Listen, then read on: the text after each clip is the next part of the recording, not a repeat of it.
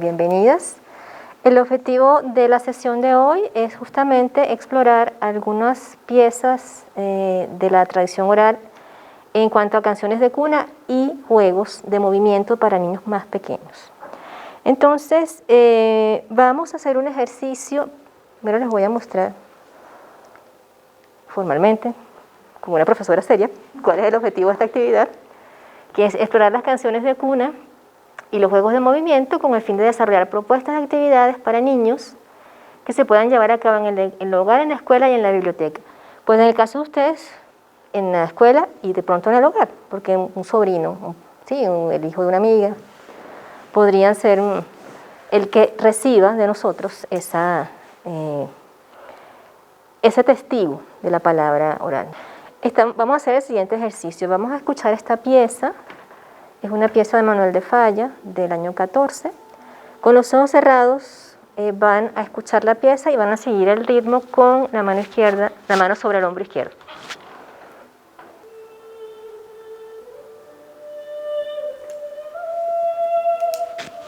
Recuerden llevar el ritmo sobre el hombro, así, con la mano contraria.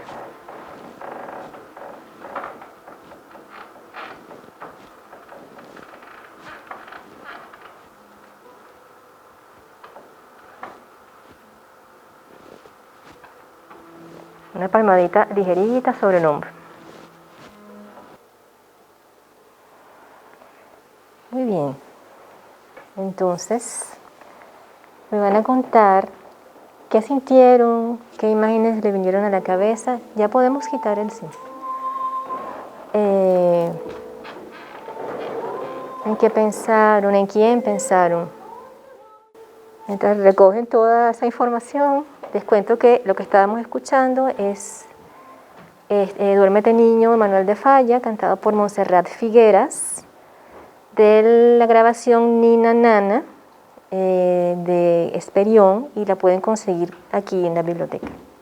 Está disponible para que la escuchen aquí. Es una recopilación hermosísima de canciones de cuna de distintos lugares del mundo. Y es una experiencia muy interesante ver los matices que hay en cada cultura, cómo se proyecta la voz, cómo es el ritmo y un poco cuáles son los temas. Esa grabación trae un cuadernillo con las letras, entonces uno puede ver allí sobre qué cantan las madres en distintos lugares del mundo. Entonces les recomiendo ese para que lo vengan a explorar un día que tengan un tiempito. ¿Sí? Muy bien, entonces ¿quién se lanza y nos cuenta qué sintió mientras escuchaba esta pieza? ¿Qué imágenes le vinieron a la cabeza? Puede ser que se hayan sentido relajados o incómodos, porque muchas veces hay situaciones que nosotros nos sacan de paso de lo que hacemos regularmente. Y pues como somos adultos, si no tenemos vínculo con niños pequeños, si no trabajamos con niños pequeños, puede ser como una experiencia un poco extraña. Entonces, a ver, dígame, señorita.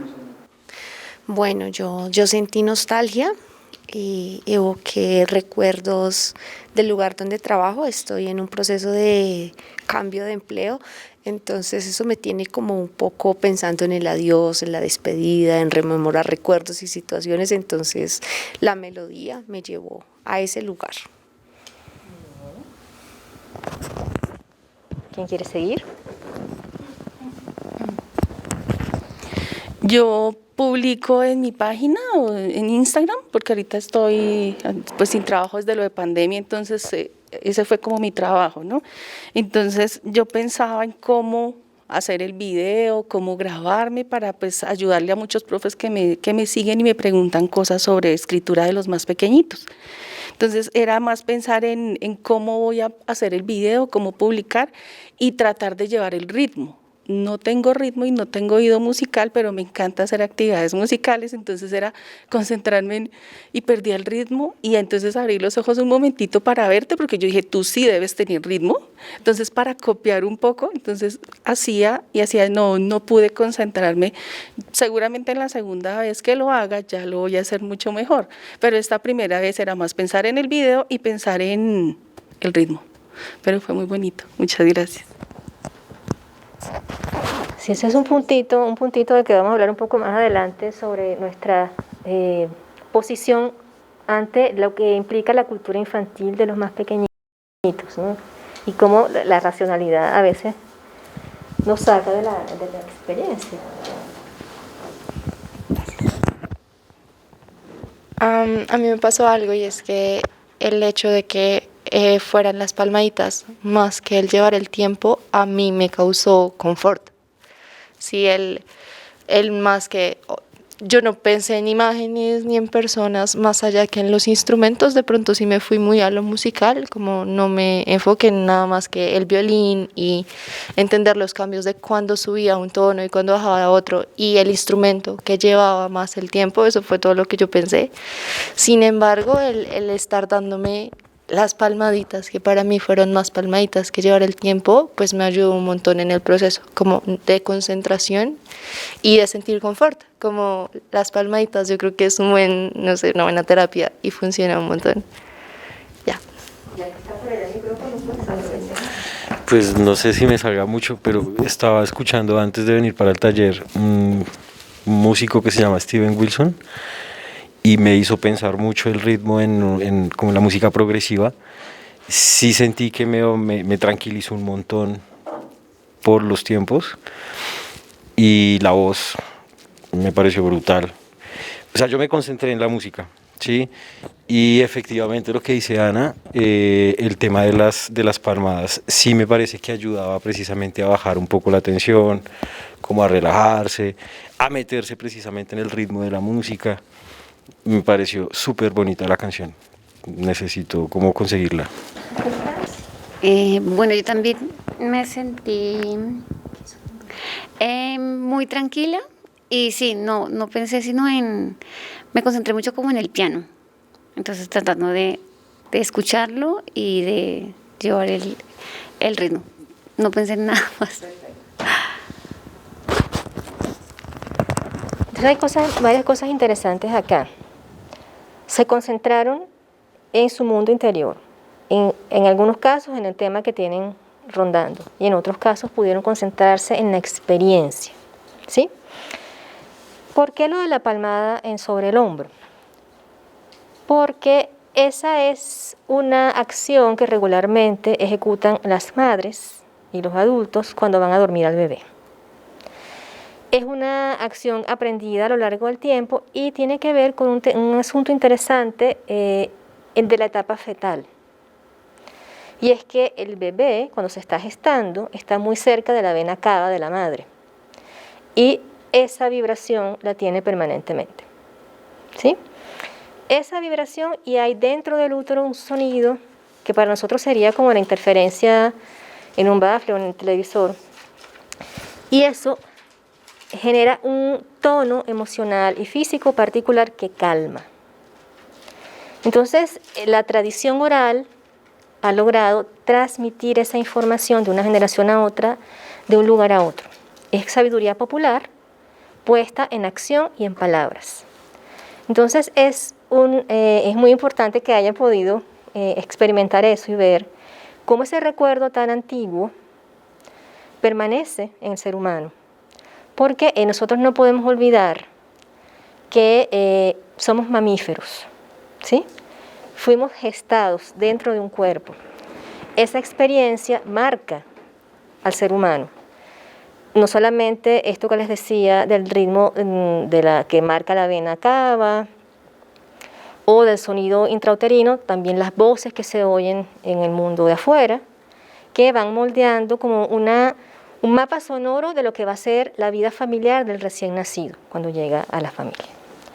Entonces hay algunos elementos a los que ese pequeño ser puede asirse con su germen de psique que tiene cuando viene al mundo.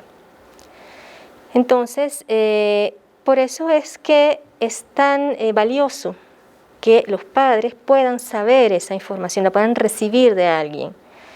Y cuando no se puede recibir de alguien, cuando el niño no lo recibe en la casa, tiene la posibilidad entonces de que la escuela se lo dé, ¿sí?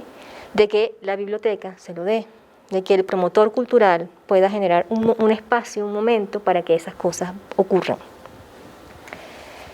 Entonces vamos a comentar ahora algunos elementos que tienen que ver con la canción de cuna.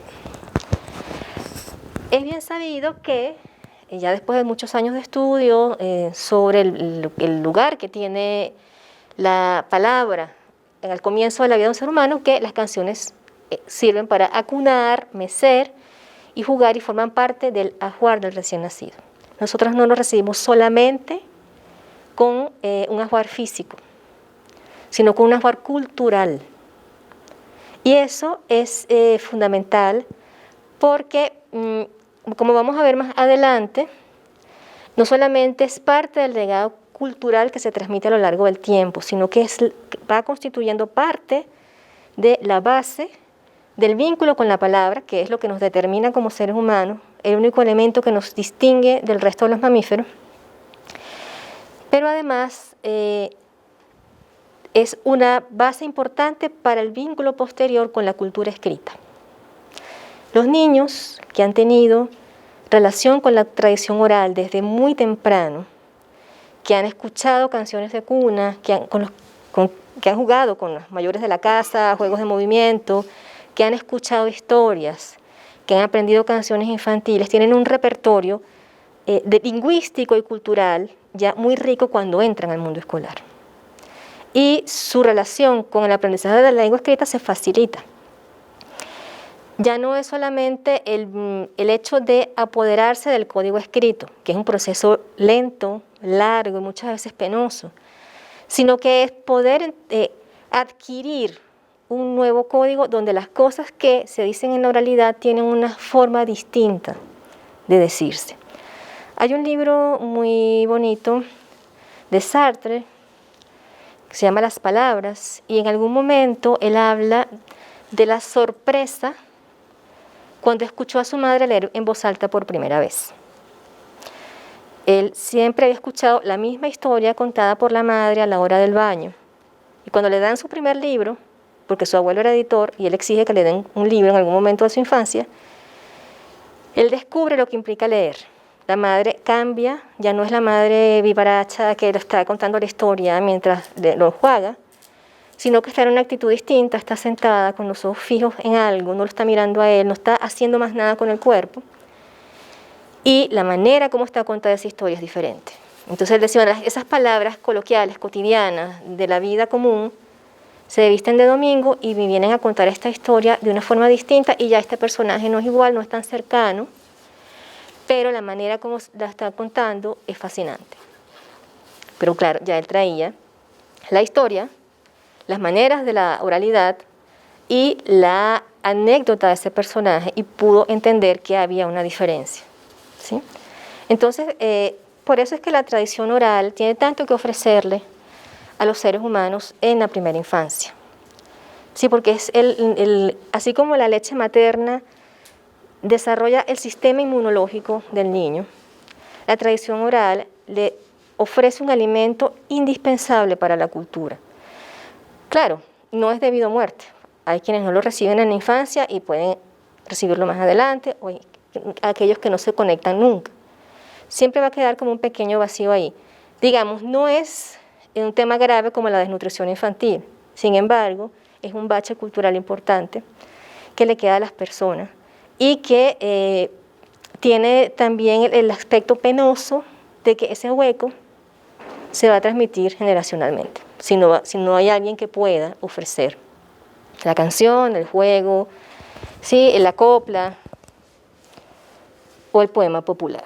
Entonces, como les decía, la psique del recién nacido está en germen, ¿sí?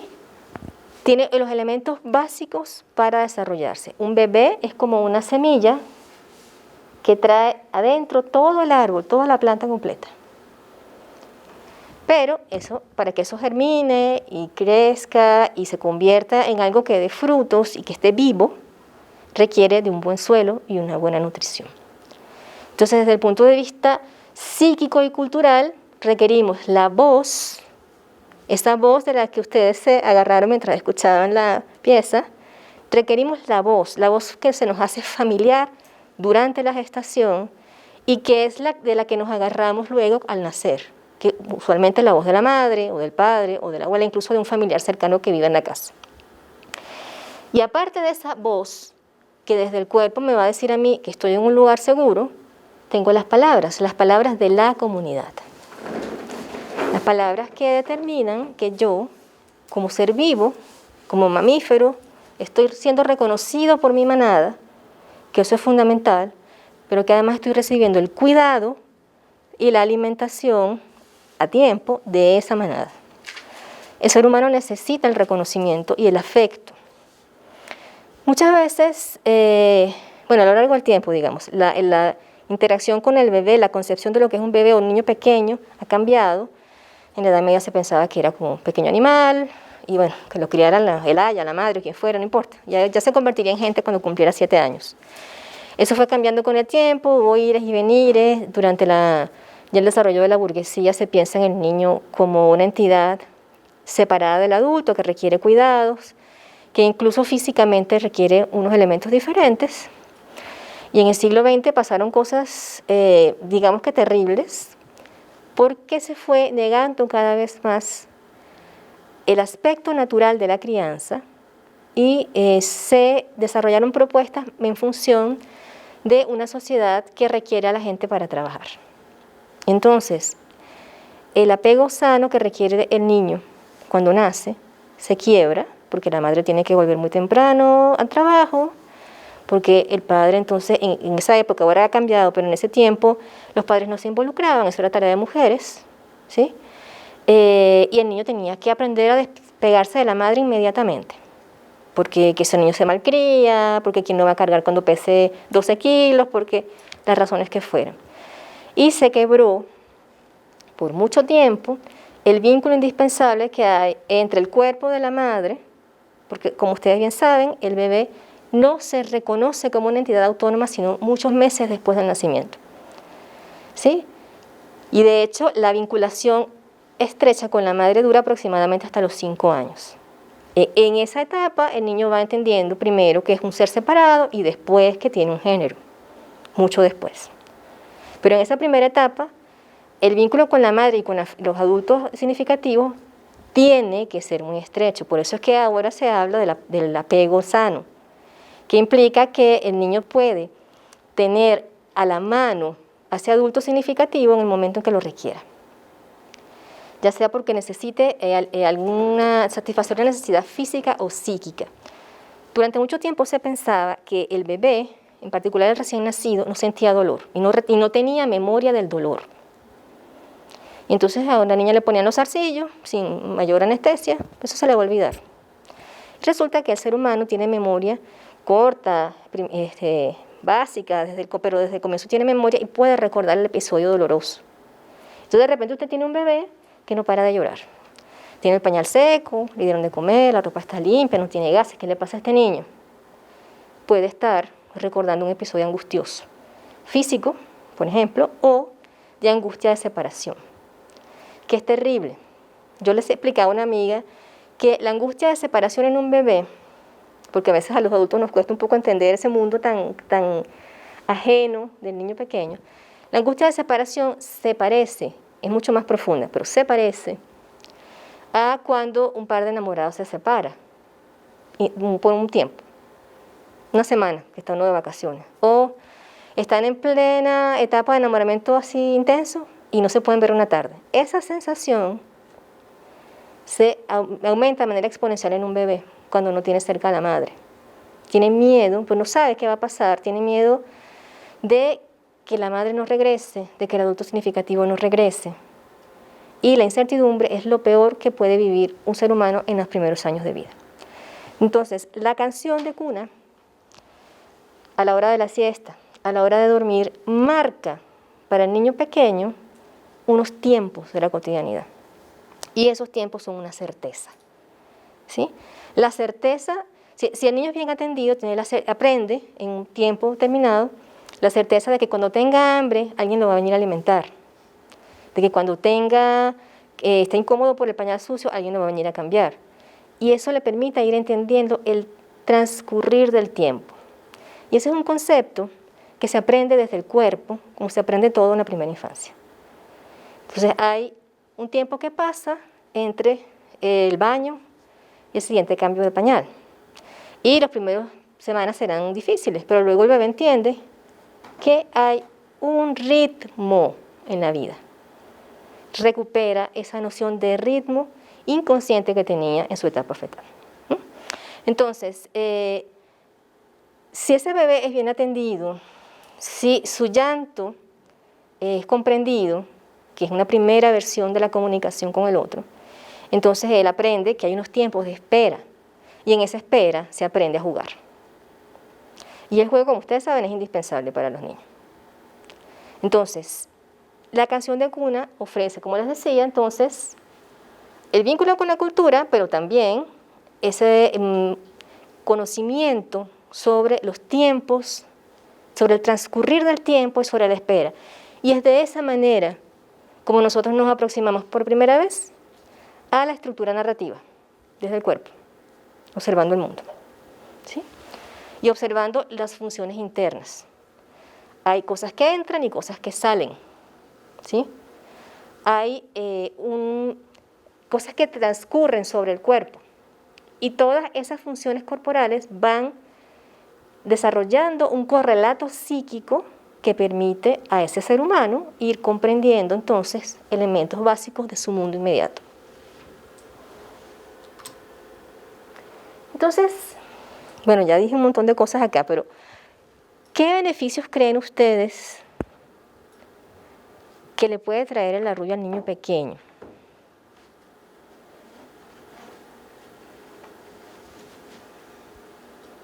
O tal vez no tan pequeño, a los niños con los que ustedes trabajan o a los que tienen cerca. Seguridad. Muy bien, confianza, seguridad. Cercanía, que es indispensable. Para el mamífero es indispensable la cercanía.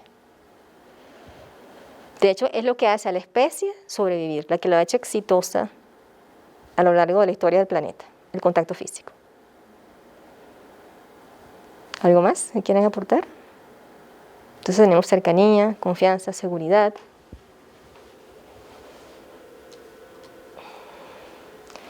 Y aquí hay un punto interesante del que no se suele hablar,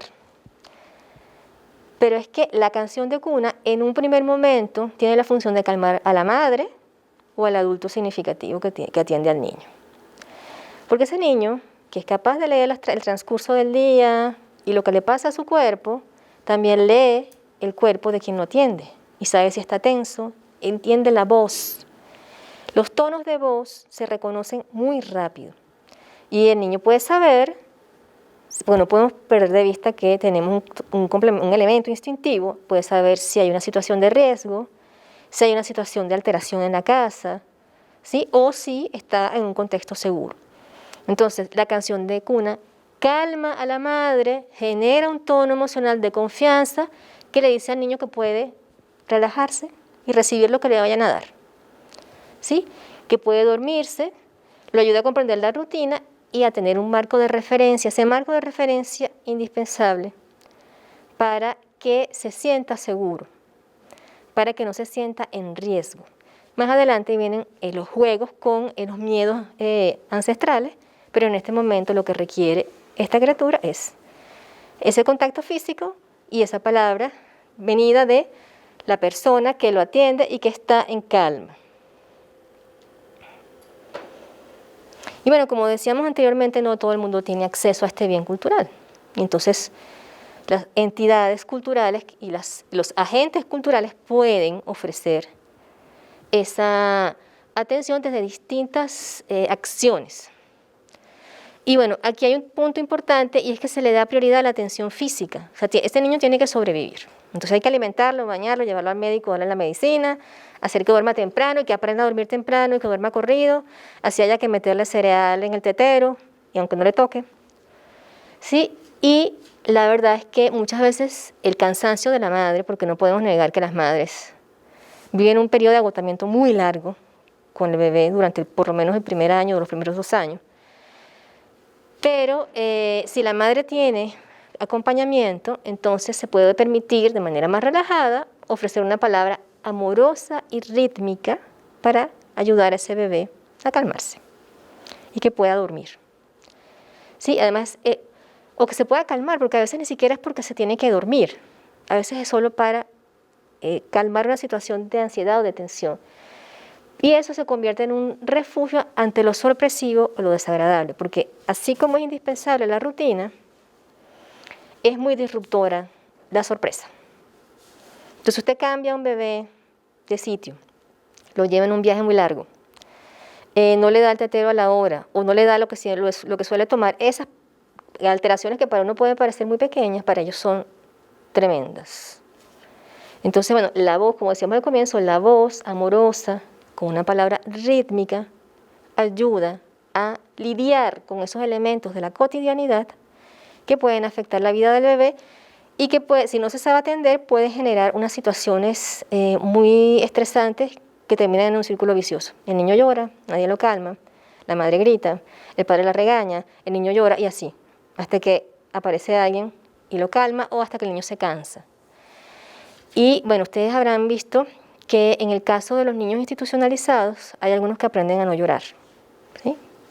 Y eso es terrible porque tiene que ver con un fenómeno muy humano que es la desesperanza aprendida, que se aprende muy temprano. ¿Para qué voy a llorar si no va a venir nadie a atenderme? Estoy mojado, tengo miedo, tengo frío, tengo hambre, quiero que me carguen, pero no viene nadie. Yo no lloro más. Y ese ya no lloro más es que ya la gente en la adultez ya no siente dolor, o el dolor no lo toma en cuenta, o no es capaz de expresar sus sentimientos, porque en esa etapa primigenia no tuvo la capacidad de tener a alguien que lo contuviera. La contención del bebé no solamente es física, o sea, la contención física contribuye a la contención emocional de esa criatura. Y entonces, la palabra cantada, susurrada, recitada, se asocia con la experiencia del cuerpo contenido y protegido, ¿sí? Entonces ya ese cuerpo está en confianza y sabe que puede dejarse atender, ¿sí? La confianza, sobre todo en estas etapas, implica esperar con confianza. Entonces por eso es que es importante poder mantener esa rutina y esos ritmos para que el niño pequeño pueda relajarse y no estar en una tensión permanente o sentirse en alerta o en riesgo, sino que puede entonces apreciar esa palabra, el ritmo de su lengua. Son palabras que acompañan, nutren y consuelan, pero que además aportan rima y ritmo, que son elementos que ayudan a compasarse con el otro. Si usted no puede bailar con alguien si no logra mantener el compás, emocionalmente ese compás se mantiene con el otro a través de la palabra y a través de la música, pero también mediados por ese contacto físico, y eso ayuda a desarrollar la conciencia de sí mismo. Experiencia de ustedes de concentrarse en la experiencia, digamos, sensorial o en la experiencia emocional, tiene que ver con esa conciencia de sí mismo también.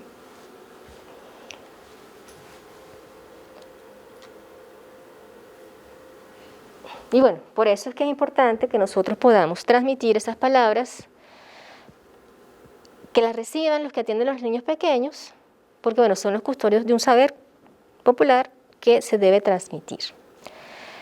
No sé si ustedes conocen, ustedes que son docentes, a Evelio Cabrejo, es un lingüista especializado en el estudio del desarrollo de la lengua en el niño pequeño, ¿sí?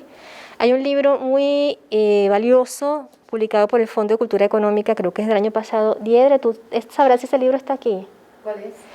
Es el de Evelio Cabrejo, de Espacios para la Lectura, del Fondo de Cultura. Sí está. Okay. El libro lo pueden conseguir acá. Es un libro muy interesante porque ellos hacen todo un estudio en una institución francesa sobre cuáles son los elementos que aporta la tradición oral al desarrollo del lenguaje.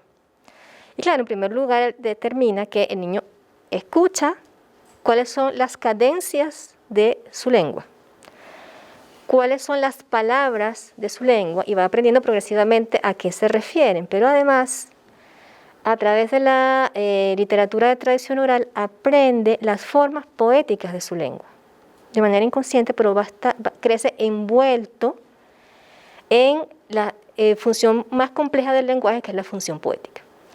Entonces eso ya establece un piso importante para que el niño pueda tener un vínculo más adelante con la narración y con la lengua escrita. Ok, antes de avanzar acá, entonces vamos a hacer un pequeño ejercicio.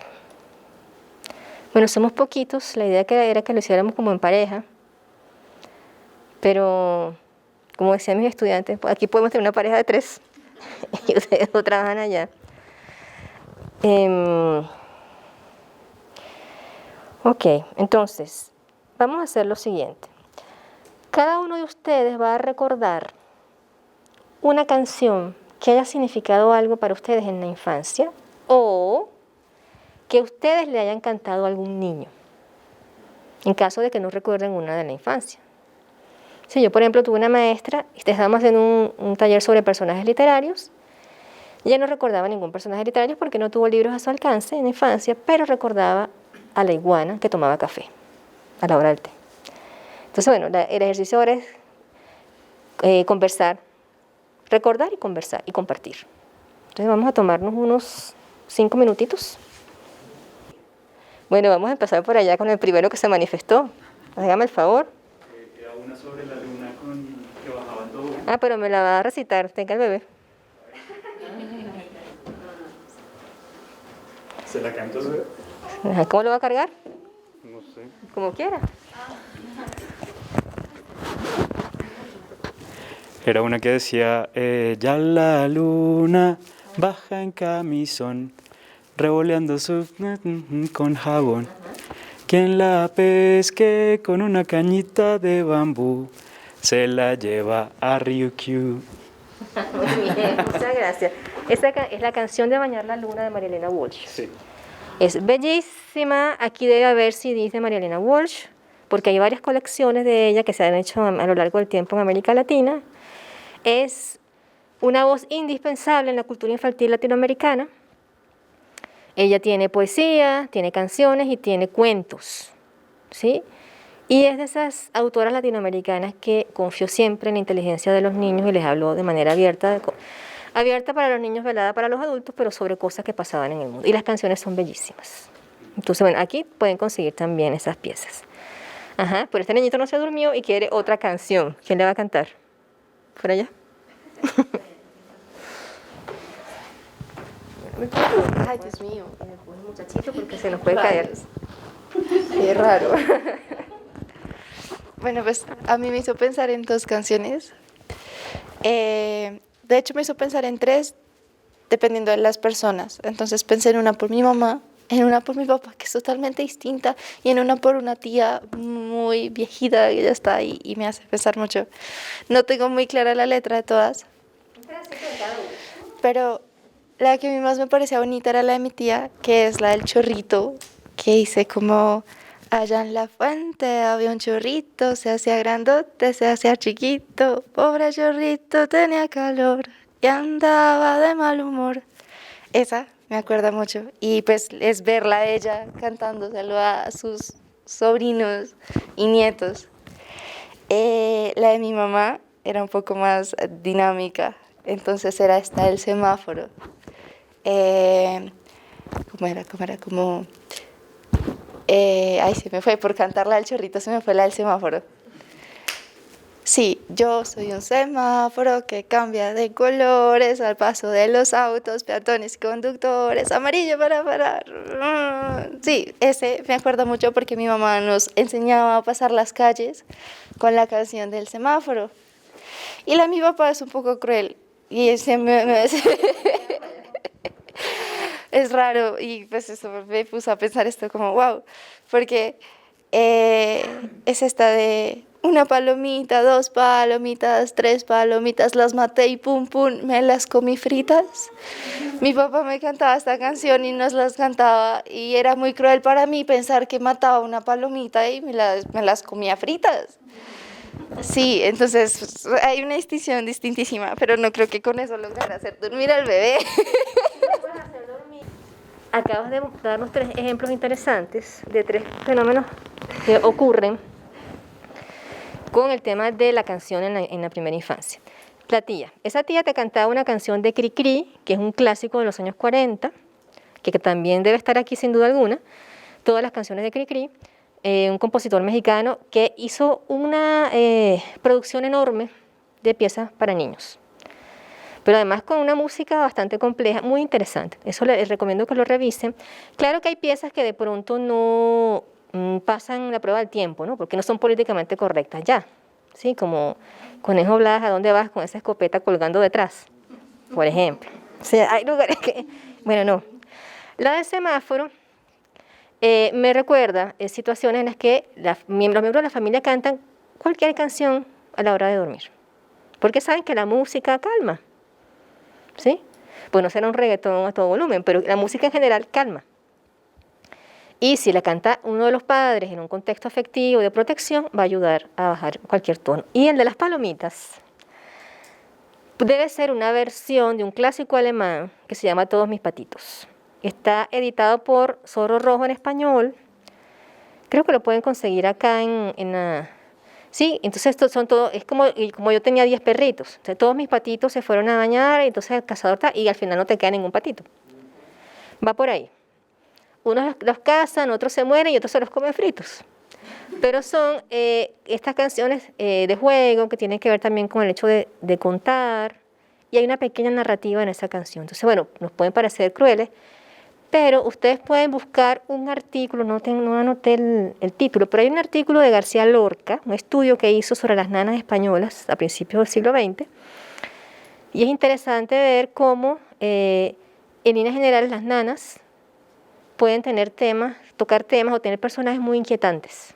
El Coco, el Tutú Marambá, qué sé yo, cualquier personaje, pienso en los personajes brasileños como Boi da Cara Preta, personajes que son inquietantes y que se meten en la canción, pero se le dice al niño, no te preocupes, que si tú te duermes, él no va a venir. Y de todas maneras yo te voy a estar cuidando. Entonces el lobo no va a venir, el coco no va a venir si tú te duermes. Hay una cosa ahí de coerción hacia el bebé, pero bueno, es muy de la tradición. Y en ese artículo van a encontrar también otro tema interesante, y es cómo las madres, en algunos lugares, usaban esas canciones de cuna para desahogarse de sus penas y de las labores del día. Entonces se quejan de los maridos, se quejan del trabajo, se quejan, y duérmete que tengo que lavar y planchar y ponerme a coser. Y también hay algunas que estaban codificadas para que los amantes supieran que el marido estaba en casa y que no podía tocar la puerta. ¿Sí? Sí, que decía, había unas como más directas y otras que decían, por ejemplo, algo así como, no oyas al padre, o no oyas al niño llorar, el padre del niño está en la casa, no toques la puerta, no asustes al niño, mira que el padre ya no está en la huerta, y así. Sí, entonces esa canción que originalmente tiene la función de dormir al niño, también tenía la función de mantener al niño dormido sin armar escándalos familiares. Muy bien, pero no se me van a escapar los demás. Este niñito no se ha dormido. Bueno, está bien peludo este bebé. Sí, es que tiene el sutismo. Yo me acordé, no sé, como una visión borrosa. Tengo una hermana menor que ya no está tan chiquita. Entonces era como, mientras mi mami hacía como los deberes de la casa, yo ayudándole a dormir a mi hermana menor. Entonces era esa canción. Arrurú, mi niño, duérmeteme ya, que viene el coco y te comerá. Exactamente. Y rara vez ve uno al papá, veía, porque las generaciones cambiaron afortunadamente. Los papás no solían ser los que cantaban a los niños. Las canciones para dormir no siempre son canciones de cuna y no siempre son canciones para niños. Hay abuelas que duermen a los niños con boleros. ¿Sí? Entonces, o con coplas o con lo que se acuerden. Pues sí. Yo me acuerdo que en mi casa escuchan mucho rock, ¿sí? Entonces, por ejemplo, si era muy recurrente estar escuchando Pink Floyd, como Yes, como Led Zeppelin. Eso también me genera impresión. Em,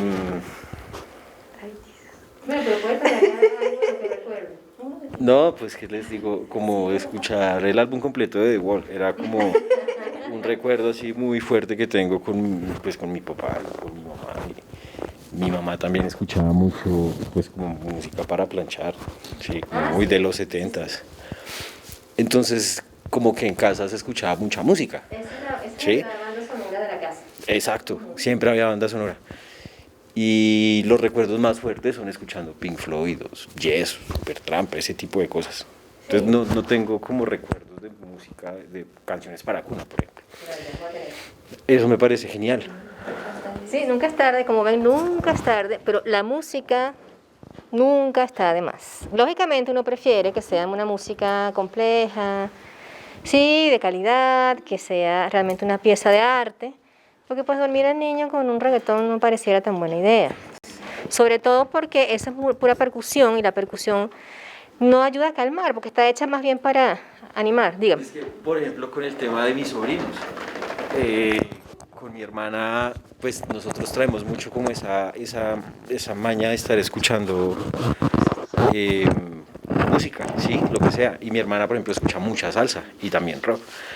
Y entonces con mis sobrinos lo que hacíamos, por ejemplo, desde que mi sobrina estaba en gestación, le conseguimos, por ejemplo, el Dark Side of the Moon para dormir, ¿sí? Que hay una versión para bebés y la escuchábamos mientras mi hermana estaba embarazada, igual con mi sobrino.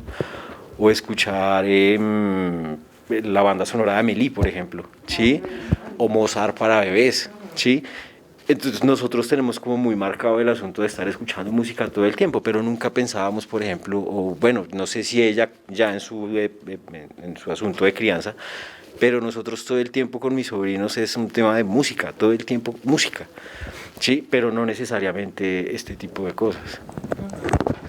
Y como ven, este tipo de cosas, como dice nuestro compañero, está cargado de palabras con un sentido importante que desarrollan además un aspecto del que las maestras son muy conscientes y es el desarrollo de la conciencia fonológica, que realmente ocurre un poco más adelante, pero empieza aquí. ¿Sí? Bueno, a mí este recuerdo de las canciones me llevó fue a la escuela de primaria, porque en la casa a mí me crió fue mi abuela, entonces no tuve ese contacto materno y pues tampoco tengo un recuerdo de canciones para dormir. Y las canciones que se me vinieron fueron las que aprendí en la escuela de primaria. Y recuerdo con mucho cariño la canción de Pueblito Viejo porque me gusta mucho y después siento que sentí protagonizándola porque me crié en un contexto rural y luego la idea de ir, regresar. Entonces, por eso me gusta mucho. Y bueno, un pedacito de la canción dice así. Lunita consentida, colgada del cielo, como un farolito que puso mi Dios, para que alumbraras las noches calladas de este pueblo viejo de mi corazón. Gracias. Y ese tema de la noche y de los astros y de las no sé qué también forman parte del temario que se aborda en las canciones de cuna. ¿Recuerda alguna? No tiene que cantar, nos puede recitar. que me cantaba. No, digo si no quiere, pero cántese. Bueno, a mí me puso fue modo mamá, ¿no? Desde que mi hija estaba en la panza, yo me puso modo mamá y modo maestra, ahorita que sí, entonces todo el tiempo era en función de darle una formación a ella relajada en lectura y escritura, ese era mi foco porque no fue la mejor para mí. Entonces ahí nace el ser maestra y nace el tema de todo tiene que ser sin ser intensa y sin ser fastidiosa y como traumarla en el tema, pero sí era ponerle canciones, todo era un ritual. Al llevarla a la ducha, el ritual pues no cantaba mucho y mi voz no es tan linda, pero entonces ponía, en ese entonces, hace 30 años, le ponía el cassette de música para la ducha. Entonces, ¿quién es? ¿Quién es? Golpeando mi ventana. Y ella se acuerda de todas las canciones. Ahorita ya es un adulto, ya es comunicadora social, máster en no sé qué, y todo está en ella relacionado con las letras. Era cogerla así, entonces hacerle con las uñitas y los deditos, por un piojo peludo que vivía en mi cabeza, que por un pelo resbaló, y ahí empezaba ya a reírse, y resbaló por un piojo. Ese tipo de canciones las hacía y ella pues se dormía. Ya siendo maestra con los niños en colegios que a veces son 40 estudiantes, después de almuerzo vamos a dormir. Y a ellos les gustaba una canción que era, como les enseñaba yo escritura a través de la canción, el tema de la naturaleza y cómo nace la matica. Entonces esta era una gorda y gran sandía, pero ellos la cantaban para dormir y a mí me parecía porque el tema era corporal. Una gorda y gran sandía se reía de un melón chico y panzón que estaba tomando el sol. Entonces a mí me parecía una canción que era muy bonita pero muy corporal. Ellos me la pedían para dormir y se quedaban dormidos. Entonces ahí termina la dormida.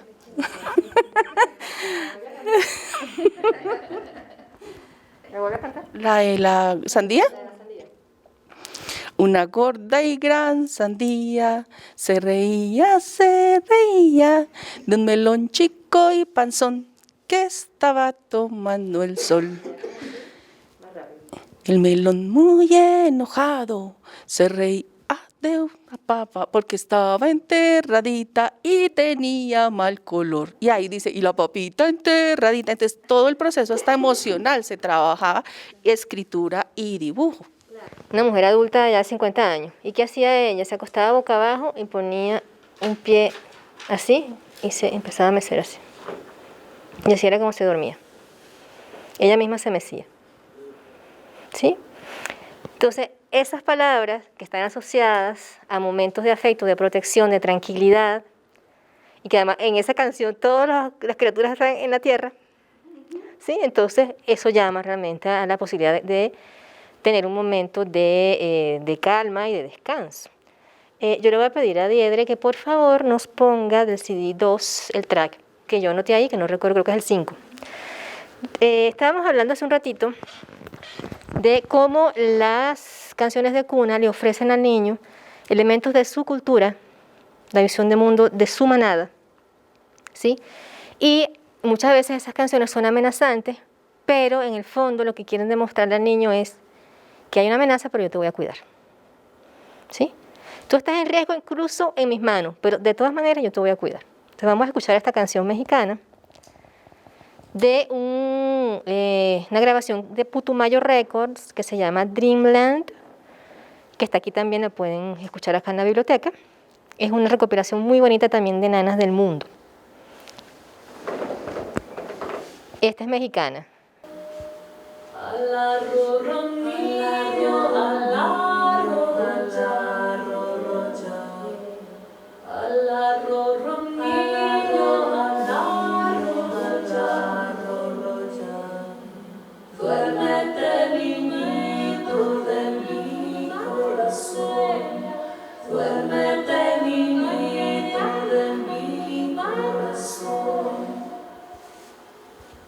Ya lo podemos quitar, gracias.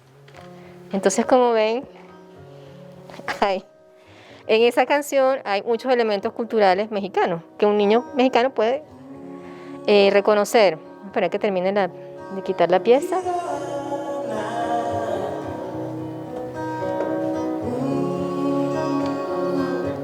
Este CD es muy bonito y tienen varios. Ese fue el primero, pero tienen unos con música de canciones de cuna asiáticas y africanas. También vale la pena que lo busquen. Entonces, como les decía, en esa canción vemos claramente que hay elementos, maneras de decir, referentes culturales inmediatos, y esta cosa como, mira, está en peligro incluso en tu casa, pero es en juego, no te lo tomes tan en serio, ¿no? Esas cosas, esas maneras de jugarse con los niños también son muy culturales. Entonces, vamos a ver ahora letras de canciones de acá, de pueblos indígenas y del campo. Por ejemplo, esta es una canción aruaca. Sí, esto está en una publicación, creo que es del Ministerio de Cultura, ¿sí? Se encuentra en la página de Maguarret, pero también debe estar acá. Y bueno, vamos a dormir, te digo. Hijito, si estás cansado, vamos a dormir, te digo. Hijito, si estás cansado, duérmete, te digo. Ya, hijito, si estás cansado, vamos a dormir, te digo. Como te dice la luna, esta noche te voy a acompañar para mañana temprano darle al sol la mano. Hijito, si estás cansado, duérmete, te digo. Aquí vemos entonces la intención del padre de repetir una frase para lograr ese estado en el que el niño se puede ir relajando y dormir. Y está la alusión a elementos de la noche, del cielo, ¿no? Y bueno, este tema de dormir y despertar, te está esperando el sol al día siguiente, tienes que descansar ahora, ¿sí? Entonces, bueno, es interesante ver que es un fenómeno cultural universal, ¿sí? No es que Occidente se inventó la canción de cuna, no es que el mundo oriental, no, es humano, es profundamente humano y es, sin duda alguna, de las primeras vinculaciones que él tiene el ser humano con la literatura, por eso es que es tan importante, ¿sí? Con la función poética del lenguaje. Tenemos estas otras dos. Esta de la izquierda es un arrullo guayú, que bueno, lamentablemente no lo tengo acá para que lo oigan, pero lo pueden buscar. En Guayunay, que es Putunca Cerrura. Y estas dos canciones hablan sobre la ausencia de la madre. Sí, por ejemplo, hay una canción, una estrofa muy conocida que este niño quiere que lo duerma yo, que lo duerma su madre, que fue quien lo encargó. Así que hacen referencia a la ausencia de las figuras de protección y entonces, bueno, tienen que ingeniárselas para poder calmar al niño de su ansiedad de separación para que se duerma. Entonces, en esta nos habla de que la mamá ya está por venir. Entonces, bueno, lo comparan con una criatura pequeña de la naturaleza. Y ya con la oferta, bueno, viene tu mamá, viene con la comida, no llores, además es para una niña, que es muy bonito, ¿no? No tengas miedo, no te preocupes, que la mamá viene. Entonces la oferta de la canción es que la mamá viene en camino, que se puede dormir porque la mamá viene en camino. Y en la otra también, se parece un poco, es como una caperucita invertida, ¿no? El que sale es la mamá. Duérmase, hermanito, ¿sí? Su abuelita está enferma y su mamá la fue a visitar, por eso no lo llevó, pero viene ya. Le voy a hacer un topochito, le voy a dar un majure para que se quede calladito y duerma mientras llega su mamá. Le pido el sueño a la abuela Calamancha, la iguana que viene a dormir a los niños. A la abuela Calamancha le pido que traiga el sueño para que se duerma este niño. Esta es de la cultura sáliva y también le ofrecen comida. Y le dice, bueno, cálmate, que la mamá ya viene, vamos a llamar a la abuela iguana para que te ayude a dormirte. Sí, bueno, y lógicamente como son grupos indígenas, los elementos de la naturaleza son muy cercanos, están muy vinculados a la vida cotidiana.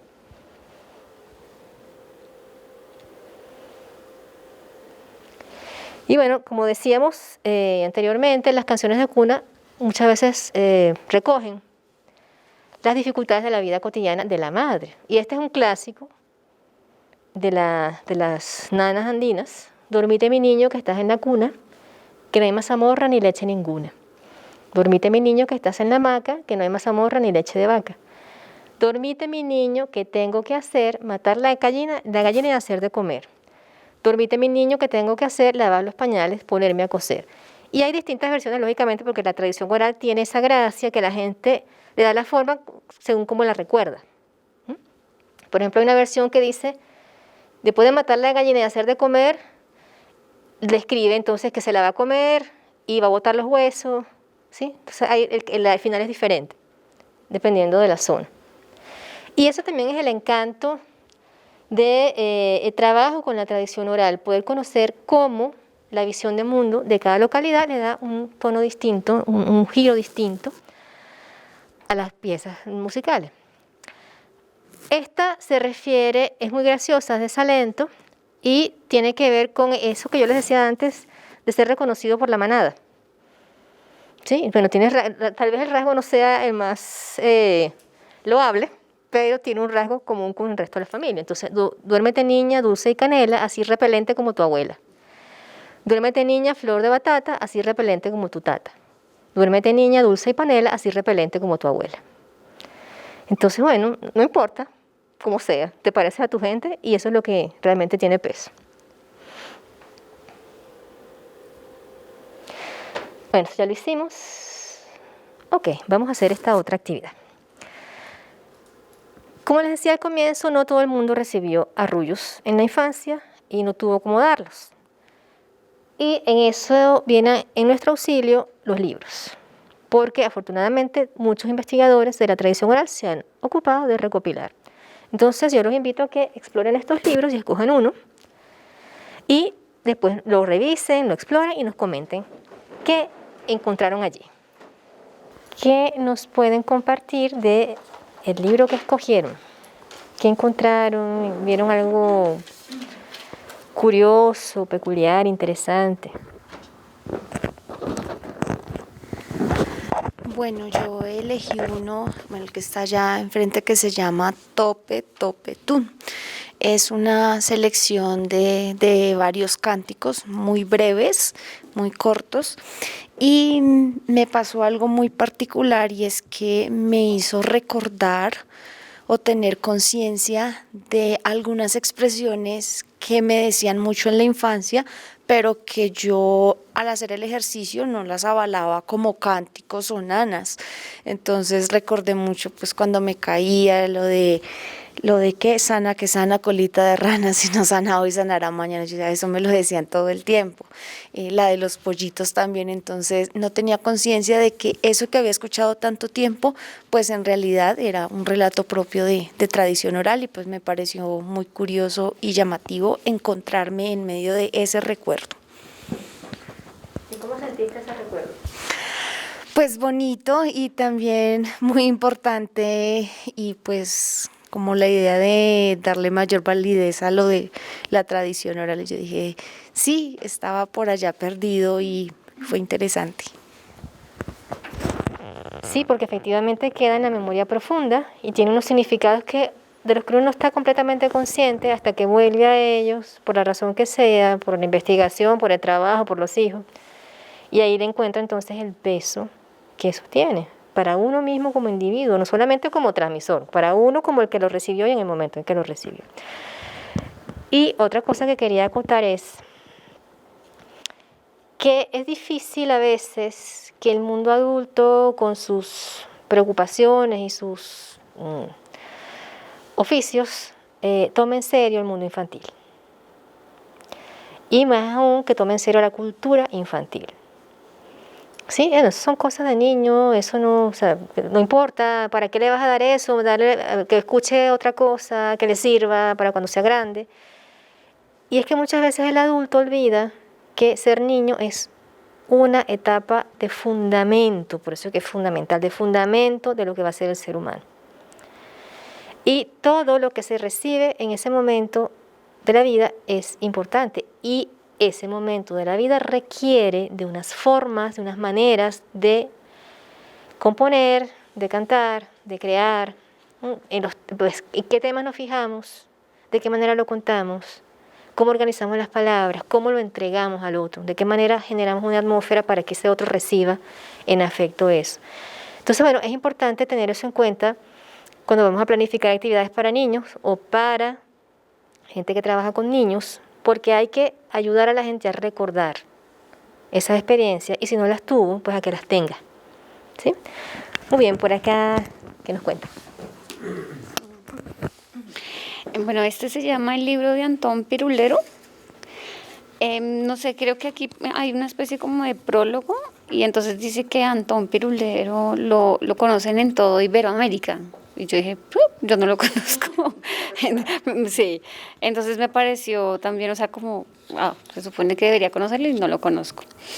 Y también fue como, es que tú dijiste algo que para mí viene cobrando mucha importancia hace unos años atrás, Y es que a veces en la posición, yo no soy madre, decidí no serlo, y entonces siempre he estado muy conectada desde esa conexión con los niños, desde mi labor como maestra. A veces uno siente que, digamos que esa responsabilidad social, pues por vocación o por decisión de la carrera que uno estudió, pues está... yo digo no transmitir, yo sí siento que hay más que transmitir, es una construcción que uno hace permanentemente con nosotros, así sean niños, tienen mucho que enseñarnos.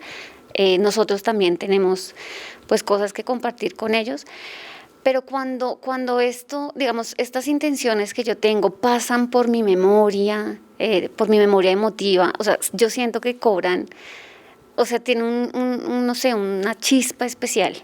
Sí, que más desde la conciencia misma de la labor pedagógica, cuando yo hago ese ejercicio de, oiga, esto a mí también me atravesó cuando yo era niña, cuando yo comparto eso, tiene una carga emocional muy positiva. Entonces me encontré, aquí hay algo como de nanas, yo me fui de una para adivinanzas, y me encantan las adivinanzas. Entonces me fui a explorar por allá y me reté también tapando el resultado, o sea, me di la oportunidad de jugar un poco también esta mañana. Y también creo que son las retadilas, las rondas. Entonces me encontré con esas cosas, era leerla y evocar mi infancia, Y luego yo digo, pues digo también con el temor a equivocarme, y es que actualmente en la escuela poco se canta. Eso es un drama. Y lo que yo te decía es como la intención que yo traía para este taller de saber que hay algo más de codificar y decodificar en la escuela. Entonces sí siento que es una invitación también desde necesito cantar con mis niños y mis niñas.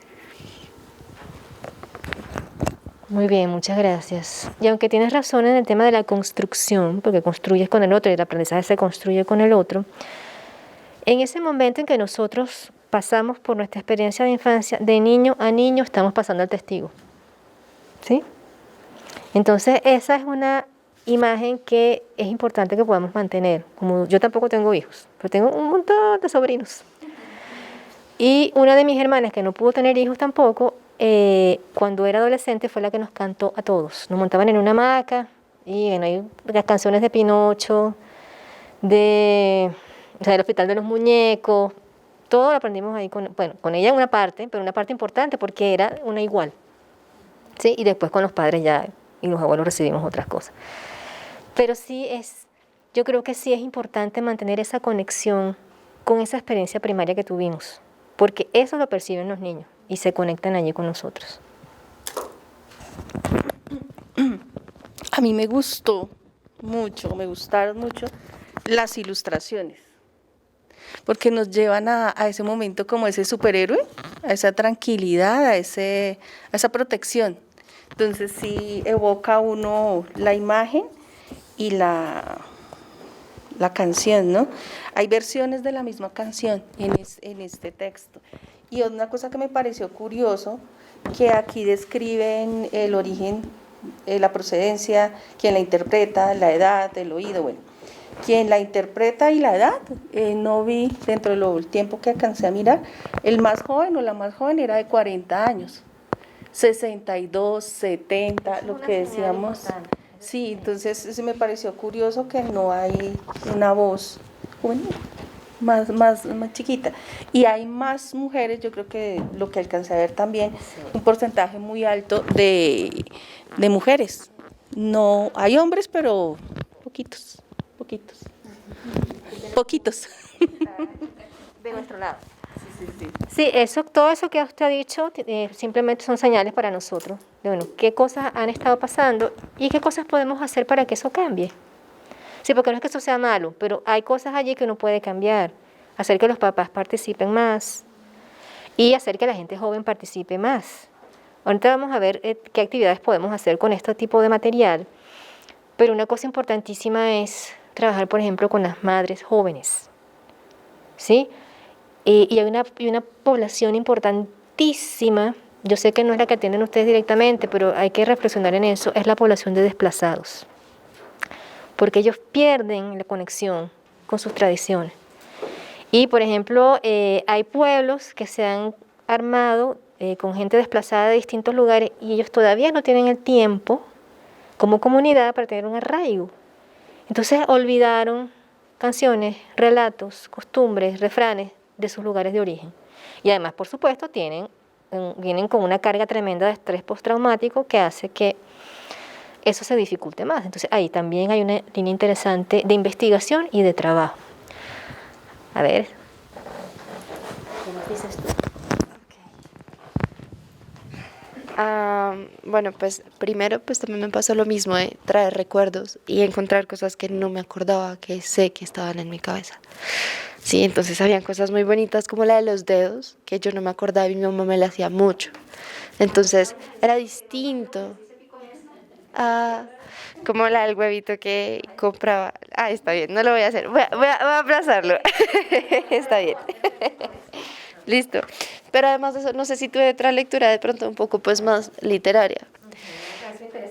Pero entonces, la primera página dice, nanas y canciones de cuna. Para mecer al bebé y cobijarlo, para acompañarlo dulcemente al sueño, arrullarlo como un encantamiento.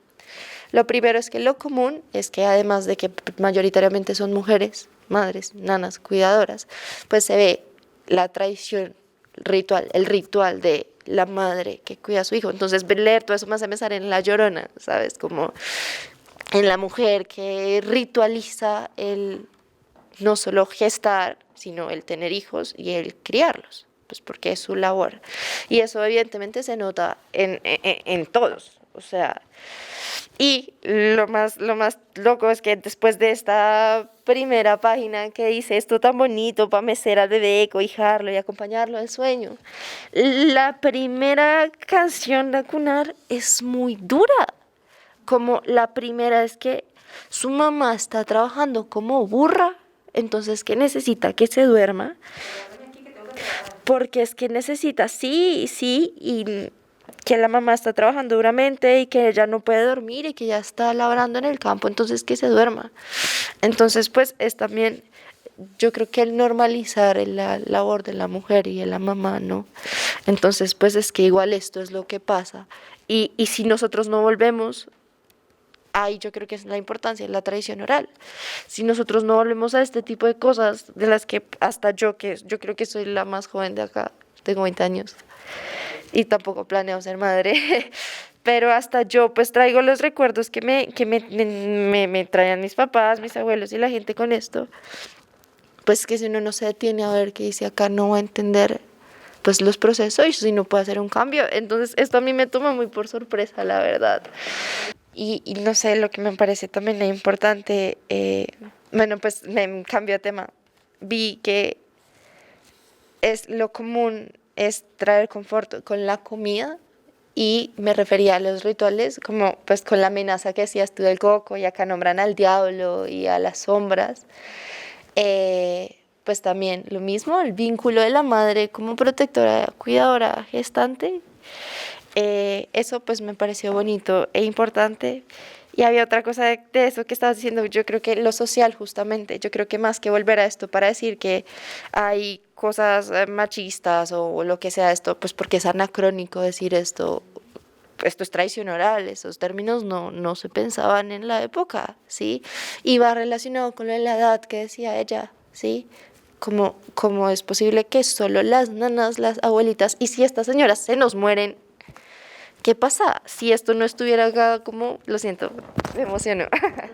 Hay un punto importante acá de lo que has dicho. Bueno, hay varios, pero hay uno que quiero destacar.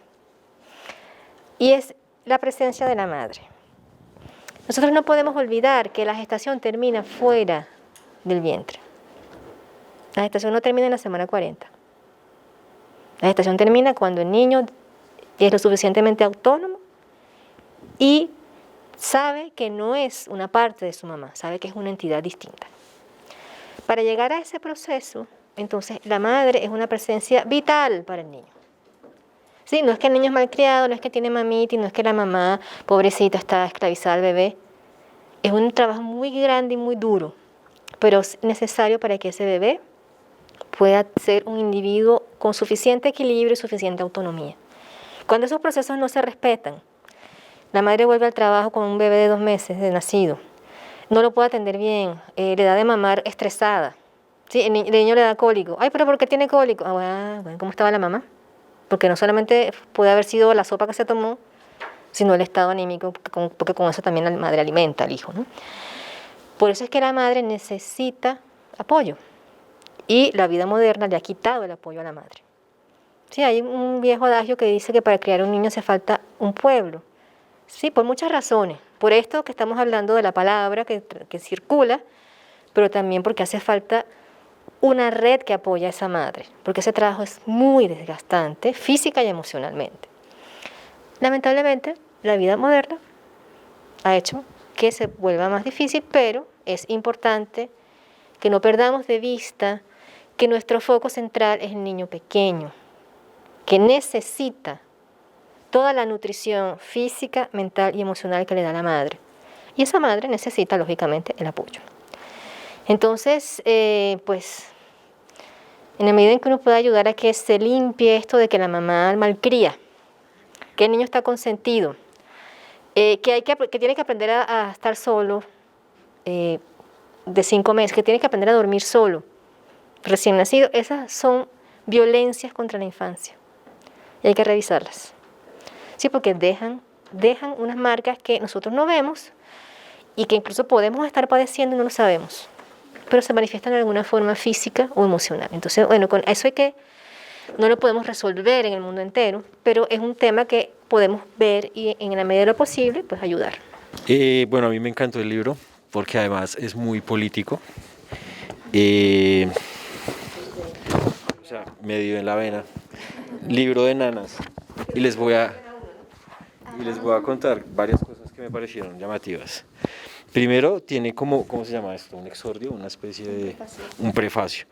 Dice, a todos los que duermen y a todos los que no duermen, ¿no? De entrada, lo lleva a uno como con una promesa de algo sórdido, pero además se pone muy político si uno revisa el índice y empieza a presentar, es una recopilación de varias nanas de diferentes partes de Latinoamérica, de Iberoamérica, porque además tiene España. Y entonces me llamó muchísimo la atención primero, por ejemplo, el de Víctor Jara y la forma como lo presenta. Dice, la vida de Víctor Jara, cantautor chileno, empieza siempre a contarse de atrás hacia adelante. Desde aquel día 16 de septiembre del 73, en que fue torturado y asesinado por los militares golpistas que derrocaron al gobierno de Allende. Y la nana de Víctor Jara dice, canción de cuna para un niño vago. Y entonces, básicamente, bueno, se los voy a leer.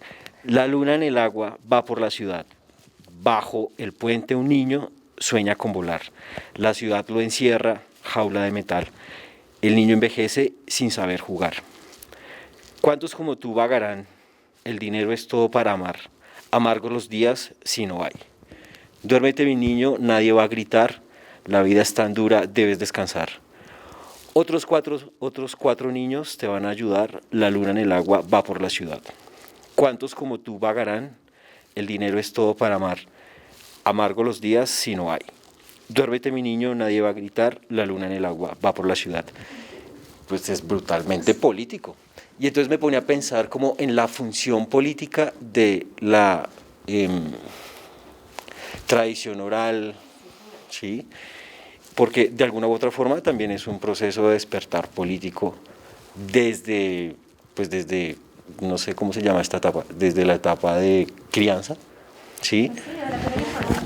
Desde claro, y no solamente, bueno, un poco la reflexión que hacían sobre la función de la madre en pues como vehículo para poder movilizar la tradición oral, pero es que también es la función, diría yo en este caso, por ejemplo, del Estado.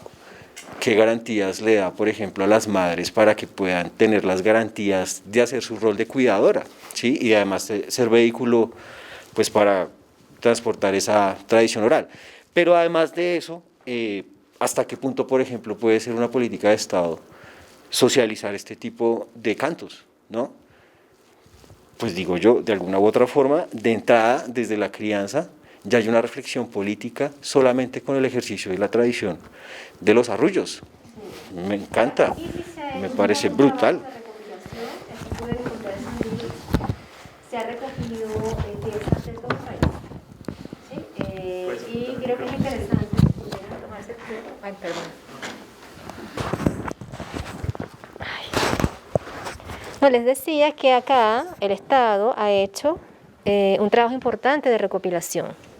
Y está a la disposición del público en general, porque hasta en Libro al Viento se consigue. Está, por ejemplo, Cocorobé, que son nanas del Pacífico, que es muy hermoso el libro. Creo que está aquí, de hecho.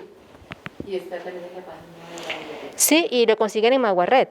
Entonces, está, por ejemplo, arrullos de Santander, arrullos campesinos, arrullos indígenas. Se ha hecho un trabajo grande, lo que habría que ver es cuánto se ha logrado difundir.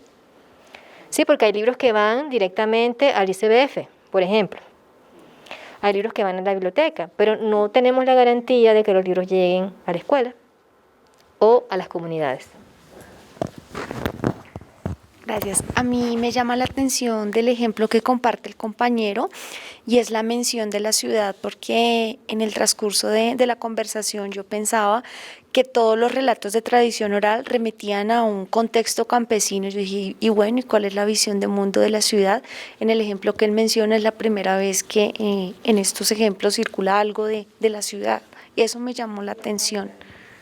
Sí, y es interesante ver que en la mayoría de las canciones de cuna, el ámbito es el hogar, la madre, la casa y lo que hay alrededor, los animalitos, en el caso de las nanas indígenas, pero ciertamente las nanas urbanas son más de compositor que de tradición oral. No dudo que haya alguna por allí que circule, porque también la tradición oral tiene una manera de operar que es que oraliza y le da forma nueva a textos que andaban circulando por ahí. Y entonces les cambia la melodía o les cambia la letra y se convierten en otra cosa. Pero sí es menos frecuente encontrar nanas que tengan contexto urbano. Y quiero agarrarme de allí, ya te doy la palabra, para recomendarles que también le den una mirada a las nanas de compositor. Porque estamos hablando aquí de tradición oral y del peso que tiene, porque tiene que ver con lo colectivo, tiene que ver con el grupo que te acoge, con el lugar al que perteneces y un tema también importante y es cómo desde allí aprendes a valorar lo que hay en el afuera. Porque a mí me cantaron, pero a ti también. Y yo soy de Ipiales y tú eres del Chocó. ¿Sí?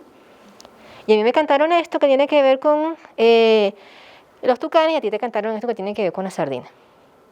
Pero estamos en el mismo territorio, nos cantaron canciones similares con la misma intención, la mía vale y la tuya también. Y la demás allá también, porque entonces ya yo no soy de Ipiales, yo soy del mundo. ¿Sí? Y el mundo me pertenece. La cultura del mundo está a mi alcance. ¿Por qué? Porque tengo los libros, porque tengo el conocimiento, porque están las grabaciones, porque puedo ir a la biblioteca, porque el material circula. Y entonces yo entiendo que los seres humanos, a través de la tradición oral, tenemos puntos de conexión importantes. Sí, que puede que no nos entendamos por algunas otras razones, pero yo desde la infancia puedo entender que la diversidad tiene un valor enorme. Sí, si yo en mi escuela, en mi biblioteca escolar, en mi biblioteca pública, tengo todos esos libros que hizo el Estado, y yo, pero ¿cómo cantan esto los arahuacos? ¿Y cómo le cantan a los niños las señoras de Barranquilla? ¿Y cómo le cantan a los niños las señoras de Arauca? Y entonces ves que hay una manta, de hecho yo le había puesto esto, una manta de palabras. Es como una gran manta que se va armando desde lo chiquito. Sí, los que tejen saben que se empieza con una piecita chiquita para llegar a una gran pieza que conecta todas esas pequeñas piezas. Entonces, por allí también tiene una labor importante la tradición oral. Valorar lo que somos para respetar al diferente. Que el diferente es como nosotros mismos porque somos mismo territorio, mismo continente, mismo planeta. Bueno, esa era una forma, por ejemplo, de involucrar el asunto político y la reflexión política del cuidado y de la tradición del arrullo y asuntos así. Sin embargo, me parece clave, por ejemplo, pues es que son arrullos súper tristes, ¿no? Como que siempre llaman a la desesperanza. Por ejemplo, este de Nana el niño que nació muerto, ¿sí? o A Mercedes la Muerta, de Federico García Lorca, además. Escogen a varios autores que tienen como muchas relaciones políticas también, mucha trascendencia política en la historia. ¿Ustedes conocen esa editorial? Mediavaca. Esta editorial, la editorial, Mediavaca es de Valencia y los editores tienen una postura política muy... sí, se está súper transversalizado en el texto, sí. Quería ya cerrar estas observaciones con la nana de la adúltera, que es la página 70, que creo que era la que tú mencionabas. Entonces dice como, no subas mi vida, no vengas ahora, que está en casa el padre del niño que llora. Ahora no, ahora no, ahora no, amor mío, ahora no. El padre se viste para ir al cuartel, padre, amante, niño, me matáis los tres. Ahora no, ahora no, ahora no, amor mío, ahora no. Ya se fue el papón, ya puedes subir, mi niño se duerme y yo estoy por ti. Ahora sí, ahora sí, ahora sí, amor mío, ahora sí. García Lorca en ese estudio que yo les comentaba, y esa es una de las ejemplos que pone. ¿Cómo se llama? Sí. Entonces ya lo que quería decir es que me parece que el hilo conductor es que efectivamente no romantiza el ejercicio de la tradición del arrullo, sino que está abordando muchos elementos humanos y me parecen claves. Súper recomendable. Sí, aunque el destinatario sea el niño, el adulto se involucra también, ¿sí? Porque es parte de ese ecosistema. Le iba a decir una cosa y se me había pasado, es que investiguen, que exploren las nanas de los compositores. Por ejemplo, está una muy bonita de Spinetta, Nana para el niño dormido, que es bellísima. Sí, entonces es interesante, como le decía la compañera, poder escuchar lo que componen los músicos, lo que componen los músicos populares, o sea, nuestra gente de la cultura popular, porque todo eso enriquece, ¿sí? Porque además la música es fundamental para los seres humanos. Haber perdido la formación musical en la escuela es dramático, ¿sí? Porque la música te ayuda a darle solidez a tu estructura, afina el oído, y ese oído se afina para la música, pero también para la lengua, para el aprendizaje de otras lenguas, para el acompasarse con el otro también, ¿no? Y comprender al otro. De esas cosas que se han perdido, pues son muy lamentables, pero uno desde donde está puede hacer algunas cosas con los niños a los que atiende. Yo recuerdo que cuando yo estaba en el colegio nos hacían leer en voz alta en coro. Sí, y eso les parecía a la gente horrible y que la escuela maltratadora, no sé qué. Pero eso nos sirvió a nosotros para muchas cosas, porque eso es saber formar grupo, eso es saber tener un lugar y que ese lugar es importante para que haya un buen funcionamiento de un trabajo colectivo, por ejemplo. O sea, esas acciones que tienen unos correlatos sociales y emocionales se han ido perdiendo, pero la música siempre va a estar allí, ¿sí? Y la lírica que hay en esa música también está allí. Entonces, esa combinación es muy importante para nutrir el espíritu de los niños y de los adultos también. Y nos queda el compañero por allá. No creas que se me olvidó que tienes un libro. Discúlpame, Maite, y hay otro de Miguel Hernández, Las Nanas de la Cebolla, que son divinas, no sé si las conocen. Ok. Me parece hermoso porque Miguel Hernández estaba preso cuando su esposa estaba amamantando y ellos no tenían que comer. Y él le compuso esa nana, ¿no? Que es bellísima. A mí me encanta. Muy sensible y pues muy conmovedor también, ¿sí? Porque bueno, él no hay mazamorra ni leche ninguna, pero compuesto por Miguel Hernández, sí. Nanas de la Cebolla, Miguel Hernández. La cebolla es escarcha, cerrada y pobre, escarcha de tus días y de mis noches, hambre y cebolla, hielo negro y escarcha grande y redonda. En la cuna del hambre mi niño estaba, con sangre de cebolla se amamantaba, pero tu sangre escarchada de azúcar, cebolla y hambre.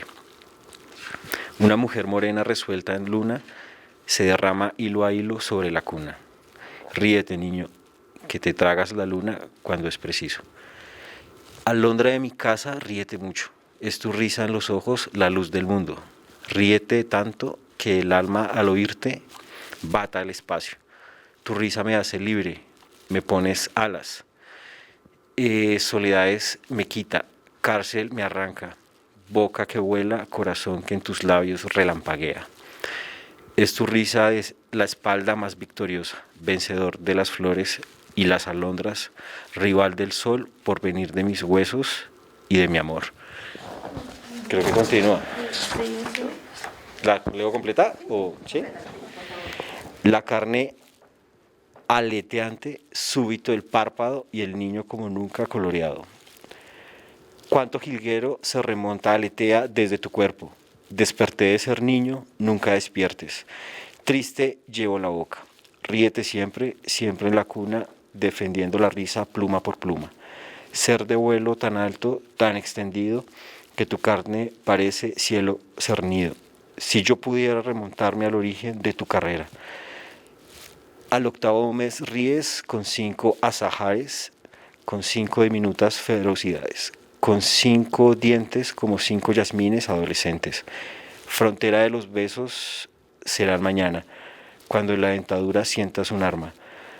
Sientas un fuego correr dientes abajo, hincado al centro. Vuela niño en la doble luna de pecho. Él, triste de cebolla, tú satisfecho. No te derrumbes, no sepas lo que pasa ni lo que ocurre.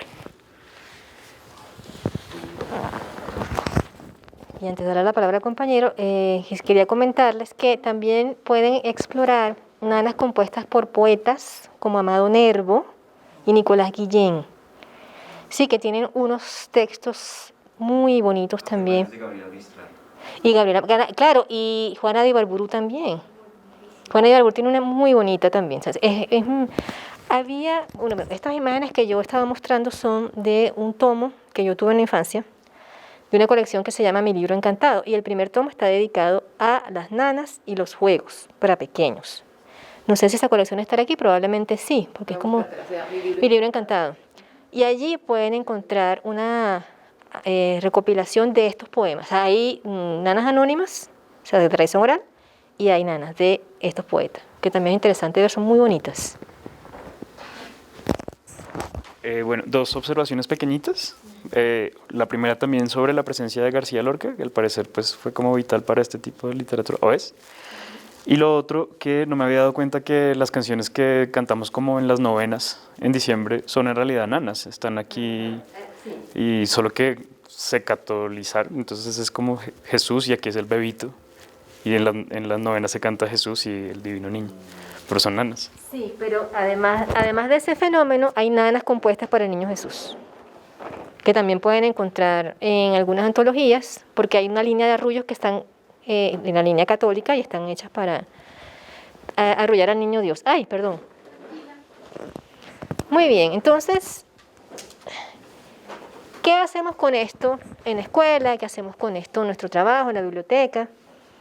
Hay muchas posibilidades, depende de lo que nos interese. Lo primero es conocer, ¿sí? Porque si queremos compartir, tenemos que saber. Eso vale para bibliotecarios y para docentes, y para todo el mundo. Compartir. Entonces, conocer y generar las condiciones para poder compartir esa tradición oral. Las podemos usar para calmar no solamente a un bebé. Si usted tiene unos estudiantes de grado 10 que vienen sudados del patio, ¿sí? Y alborotadísimos, y usted va a dar una clase de lenguaje, por ejemplo, o de química, porque también, pues, usted puede poner una nana y pedirles a ellos que se relajen un poco. Les puede leer una historia. Yo con mis estudiantes en la universidad comenzaba todas mis clases con un cuento, leído en voz alta. Todas las clases de lenguaje. Entonces a ellos les daba, ay, pero qué cuchi la profe que nos lee cuentos para niños, sí. Pero es que, por un lado, era la única oportunidad para muchos de ellos de escuchar un relato. Pues además eran unos estudiantes muy... digamos que eran sobreexigidos. Todos estudiaban carreras científicas o técnicas. Y era también un momento para cortar con el estrés que traían de matemáticas, de física, no sé qué, y que se dispusieran emocionalmente a aprender otra cosa. Entonces podemos valernos de ellas para, en una situación determinada, calmar. Tenemos una reunión de padres y los padres son conflictados. Bueno, usted disimuladamente pone su CD y lo deja ahí sonando. Eso va a tener algún efecto. También puede enseñar, sobre todo en la primaria, si los niños se la saben, usted puede hacer que canten en coro y ahí nos calmamos todos. Y vamos practicando la canción para que quede asentada en la memoria. Podemos hacer recopilaciones. Sí, empezar con la familia, con la comunidad. De repente, si uno tiene un trabajo social, pues tiene más campo para recoger eso. Si usted es de los que hace un trabajo en comunidades en la zona rural, tiene más oportunidad todavía de recoger, con todo el respeto del caso, poniendo a la persona que le entrega la canción y demás. Esas recopilaciones pueden servir para muchas cosas. Podemos hacer una publicación, podemos hacer unas entradas para un blog, podemos hacer unos podcasts en los que se muestra la canción y se haga alguna reflexión sobre lo que contiene y sobre el contexto de donde viene, ¿sí? Podemos hacer pequeños videos con eso también, o sea, lo que se nos ocurra. Eso es un material de base para hacer muchas cosas. Podemos investigar, comparar las distintas localidades o culturas, analizar las imágenes literarias o las historias que contienen. No todas contienen una historia, pero bueno, podemos ver qué temas abordan, qué personajes aparecen, ¿sí? A quién hacen referencia, si hay algún elemento que nos permite ubicarlas en un momento histórico, ¿sí? por algún acontecimiento social. Podemos escribir sobre ellas, es decir, podemos hacer un artículo, un ensayo, un libro, si queremos, pero también podemos escribir a partir de ellas. Y esto puede ser un ejercicio interesante para los estudiantes. Nosotros podemos pedirle a ellos que a partir de una nana tomen una imagen que les sirva para desarrollar un relato, para desarrollar un ensayo, unos más grandes, por ejemplo, ¿sí? O para componer otra nana. Si nosotros somos mamíferos y la voz nos calma, si a estas alturas del siglo hay videos de arrullos para gatos y funcionan, entonces nosotros podemos plantearnos con los niños componer pequeños versos a mascotas de la casa o a los animales. Por ejemplo, una nana a las jirafas. Ahí hacemos todo un ejercicio de creatividad, pero ¿cómo se puede hacer dormir a una jirafa? Todo un ejercicio de imaginación, pero también a eso puede propiciar la investigación. Bueno, ¿cómo son? ¿Dónde viven? Tú sabes que las jirafas no tienen voz. Ay, pobrecita que no tienen voz, claro, con ese cuello tan largo. Entonces, bueno, por ahí puedes ir tirando de hilos que lleven a investigar, a indagar, a generar curiosidad y a producir un texto literario en niños pequeños incluso. Estas son algunas pocas ideas. Ustedes pueden de aquí, cada uno en su área, dispararse muchísimas más, ¿sí? Lo interesante es que se puedan reconectar y desde esa reconexión emocional entonces puedan permitirse estas indagaciones. Bueno, juegos para aprender el mundo, rápidamente. Pero antes de eso, yo quisiera que escucharan este arrullo que les había mencionado que está en Wayunaiki.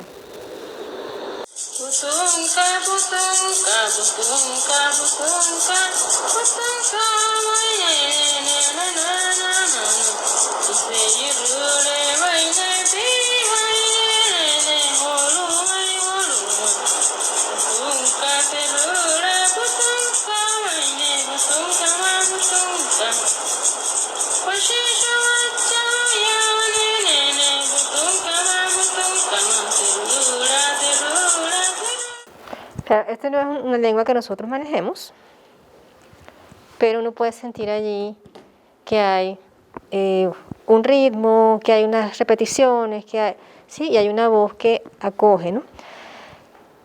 En el caso de los bebés, reaccionan mejor a los arrullos en su propia lengua, ¿sí? Porque ellos están ya habituados a las tonalidades, el ritmo, sí, la cadencia. Y por eso es importante que puedan tener contacto con arrullos en su propia lengua. Ya más grandecitos pueden escuchar piezas, pero cuando están tan pequeños, reaccionan mejor a lo que reconocen, ¿sí? Porque lo otro los desconcierta. Y recuerden que el desconcierto es trágico para un bebé. Muy bien, entonces, con respecto a lo que les decía el arrullo para gatos, quisiera poner la siguiente pieza, un pedacito. Sí, la siguiente era... No, del disco, del último. No, ya va. Perdón, que se me enredó el papagayo. No, es del tercer CD, que tiene una sola pieza indicada, un pedacito. Sí, porque el otro es de Pilar Posada y tiene 3 canciones. Pilar Posada, no sé si la conocen, es una compositora de Medellín que es muy importante. Ella es músico, enseña música a bebés. Estudió la maestría en música en la escuela Orff y tiene un trabajo hermosísimo para niños pequeños. Ella ha hecho grabaciones, y tiene un disco que se llama Ay, mi amor, que viene con un libro con las letras. Y recientemente hizo este otro libro que se llama De los pies a la cabeza, que son juegos, que ahora vamos a ver algunos rápidamente, pero quisiera que un poquito, como un ejemplo, esta pieza que es una nana para un animalito, que nos puede servir como de punto de partida para hacer un trabajo con los niños. Dijo el grillito verde, frotando sus alitas, saltó de un lado al otro, buscando a su amor. De lejos se escuchaba. Muy bien, ese es de tu rockcito. Ajá. Sí, este es esto, que es tan... Decía mi profesor de Historia del Arte que era muy femenino. Es muy humano, ¿no? Es como de contenerse y calmarse. Esta canción es de Tu Rockcito, que también es una agrupación extraordinaria de música para niños, y se llama Arrullo para un grillo. Y nos puede servir de modelo para proponer a los niños que escriban arrullos para otros animalitos. Vamos a hablar ahora rápidamente de un elemento asociado desde el tema de la tradición oral a las canciones de cuna, que son los juegos, los primeros juegos con el cuerpo. Al comienzo decíamos que el cuerpo es indispensable para conocer el mundo. Es la interfase del bebé con el mundo, con la madre, que es su primer universo, y luego con los demás. El ser humano viene de un lugar ingrávido, cálido, oscuro, protegido, y sale a un mundo seco, donde no lo contiene nada, está completamente fragmentado, y además el cuerpo empieza a tener unas funciones que lo extrañan. O sea, la primera función así que asusta al ser humano es el hambre, porque eso nunca lo había sentido, y es una de las primeras cosas que siente en el cuerpo. Y el hambre que se siente en el cuerpo va a tener un correlato psíquico importante, porque además es la señal que hace que la madre rápidamente se conecte con él, ¿sí? En esa misma medida en que el cuerpo le sirve para ir entendiendo, se tiene que ajustar. Por eso es que siempre digo yo que a los bebés hay que tenerles compasión, porque vienen a un mundo completamente extraño que los desconcierta y los asusta. Y los adultos los atropellamos, pues, porque esperamos que se ajusten a nuestras dinámicas. Y la realidad es que debería haber la posibilidad de que hubiese el tiempo y los medios para adaptarse a esa dinámica mientras él logra acoplarse con nosotros. Eso no siempre sucede, lamentablemente, pero sería lo ideal. Entonces, ese cuerpo que un día aprendió a moverse, un día aprendió que tenía un pie y de repente descubrió que tenía otro y lo empezó a mover y descubre que tiene manos y esas manos tienen dedos y se mueven.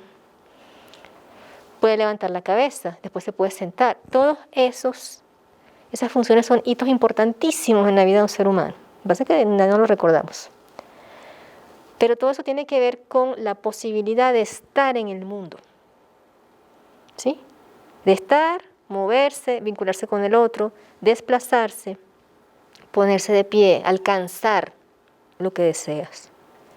Todo lo que le cuesta a un ser humano, sentarse, gatear, llegar hasta el objeto o la persona a la que se acerca, ¿sí? Yo recuerdo un relato del siglo XVIII de una revista estadounidense para niñas, en la que había un cuento de una niña que pasa al otro lado de un espejo y en el otro lado del espejo su hermana, que es un bebé, habla y tiene dientes, tiene todos los dientes.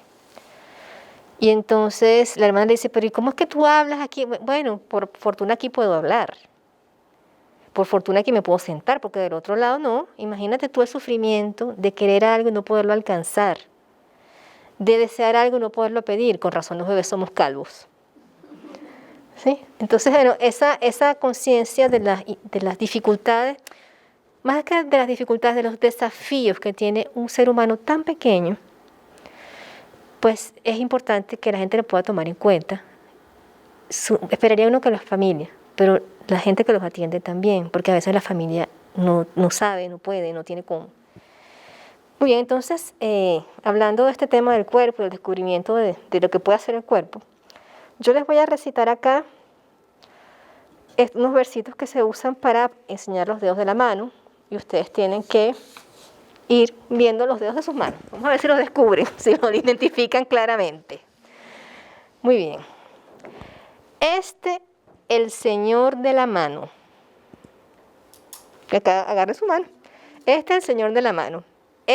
Largo y vano. El señor del anillito. Chiquito y bonito. Y el que mata las pulgas en invierno y en verano. Ajá, ¿la pegaron?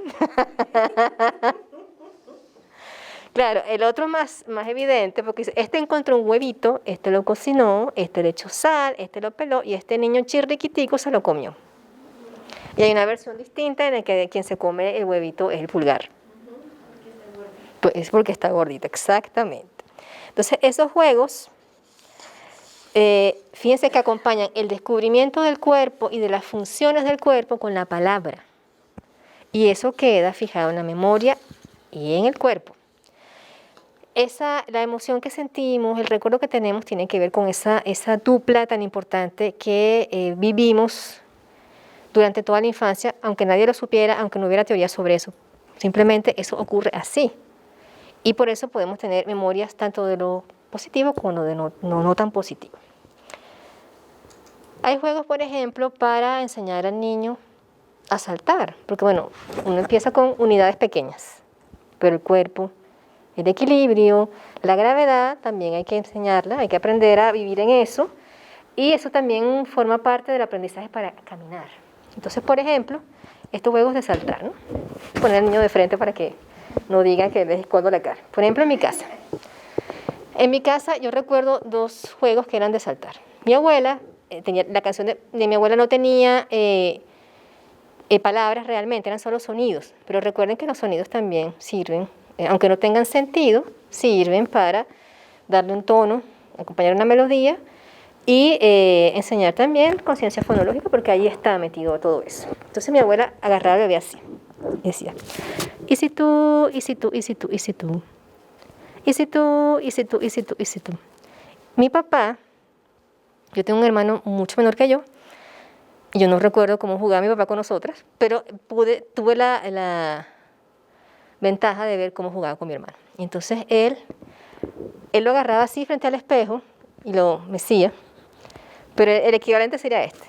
Y yo jamás lo había escuchado en mi casa hasta que nació mi hermano.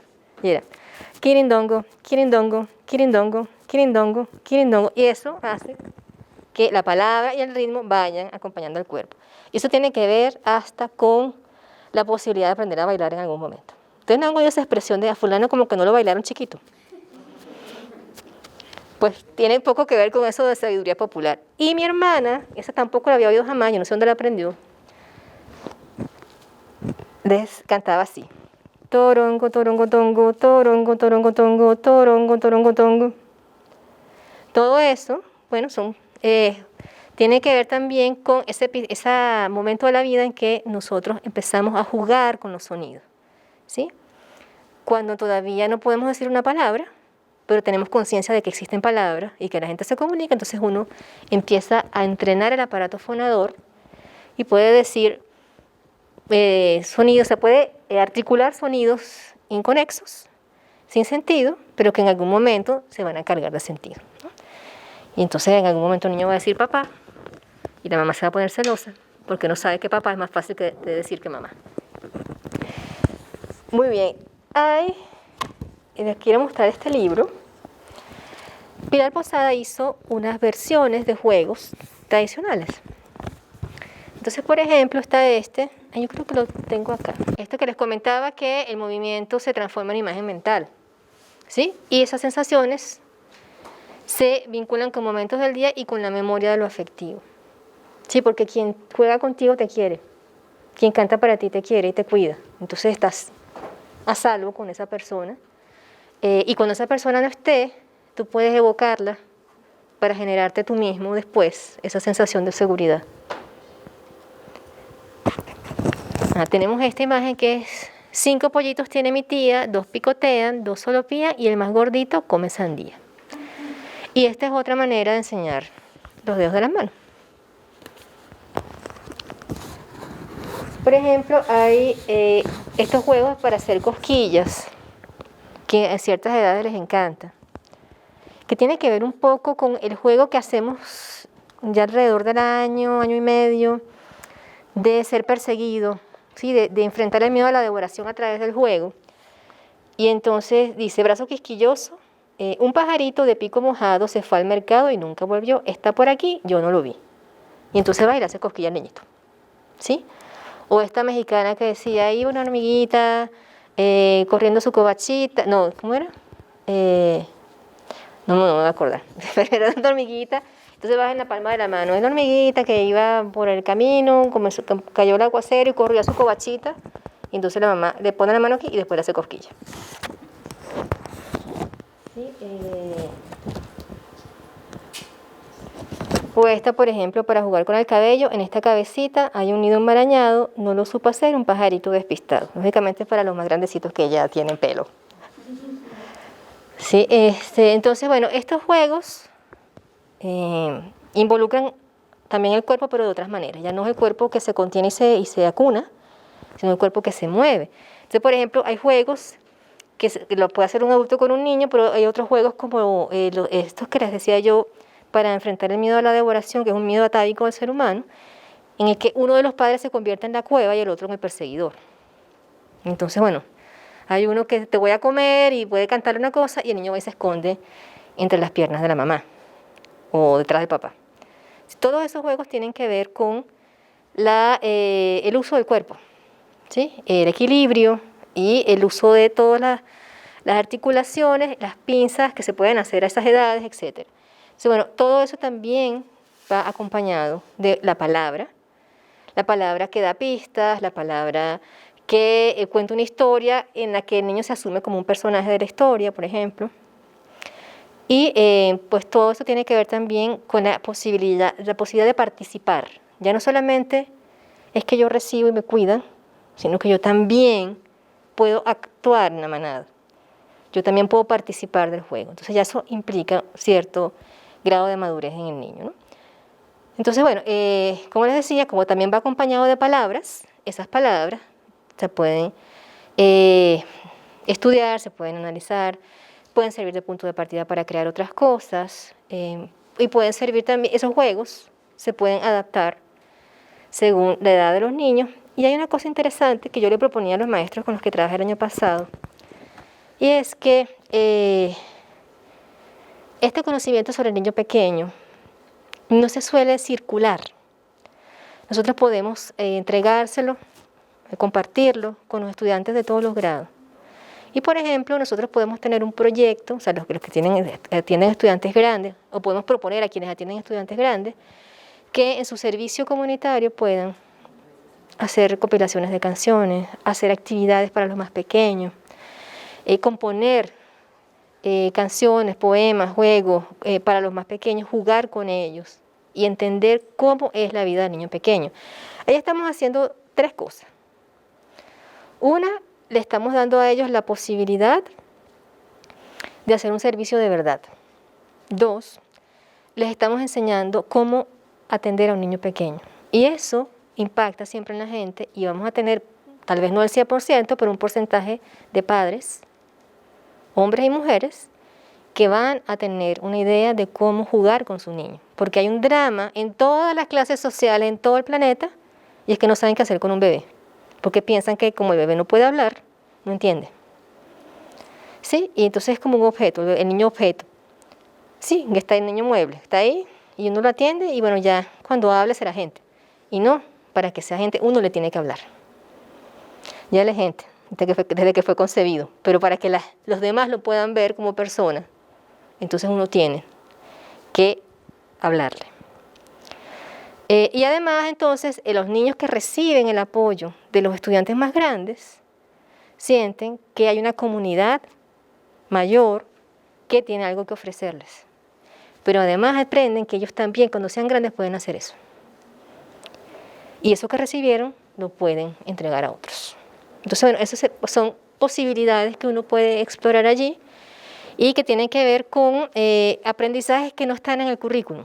Son aprendizajes para la vida que tienen que ver con la interacción social, que tienen que ver con la función poética del lenguaje, con la vinculación con la literatura, pero con las artes también, porque, por ejemplo, nosotros podemos proponer que a partir de las canciones de cuna o de estos juegos se haga algún tipo de expresión plástica, desde ilustrar una recopilación hasta proponer alguna expresión artística que esté inspirada en eso. Y ahí puede haber desde una pieza musical hasta un corto animado, lo que se nos ocurre, ¿sí? Entonces, bueno, esto era lo que traía yo para compartir con ustedes el día de hoy. Espero que les haya resonado en sus recuerdos. Bueno, voy a hacer una pequeña acotación acá. No solamente en las canciones de cuna hay cosas que pueden parecernos cuestionables, en los juegos también. Está palmita, palmita, palmita con manteca, su mamá le da la teta, su papá le da chancleta. Palmita, palmita, palmita con casabe, su mamá le da la teta y su papi no lo sabe.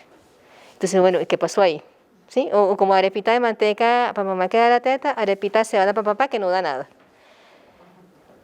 Los tiempos cambian, podemos ajustar. Aquí el papá, pues, en vez de dar chancleta, le puede dar una galleta.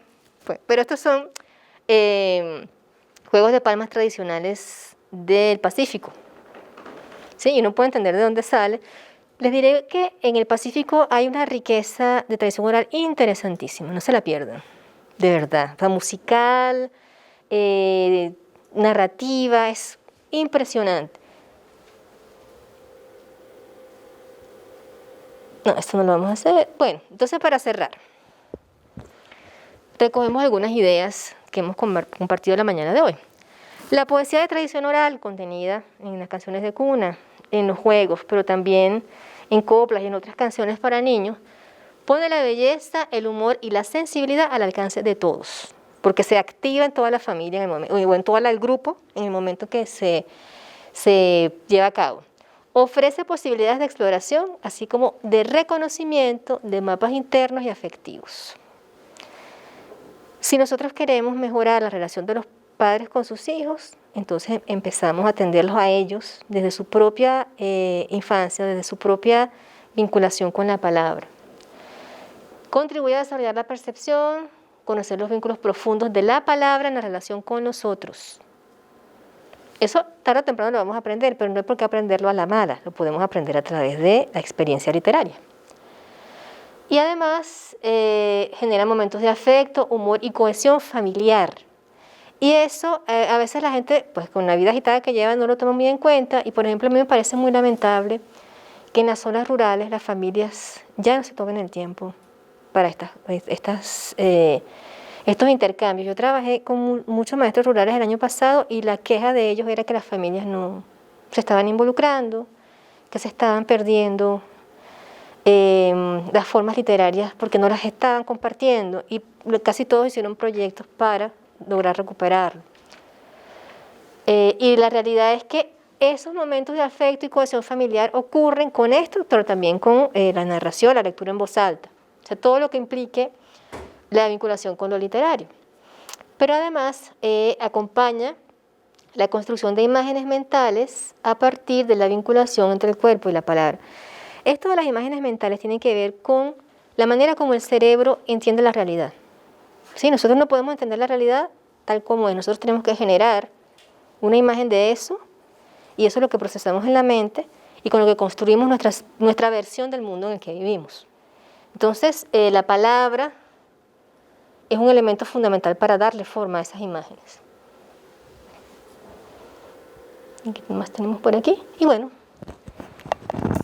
vayamos a cantar y a jugar. ¿Sí? Porque bueno, eso es parte de nosotros, eso, como vieron, no se pierde.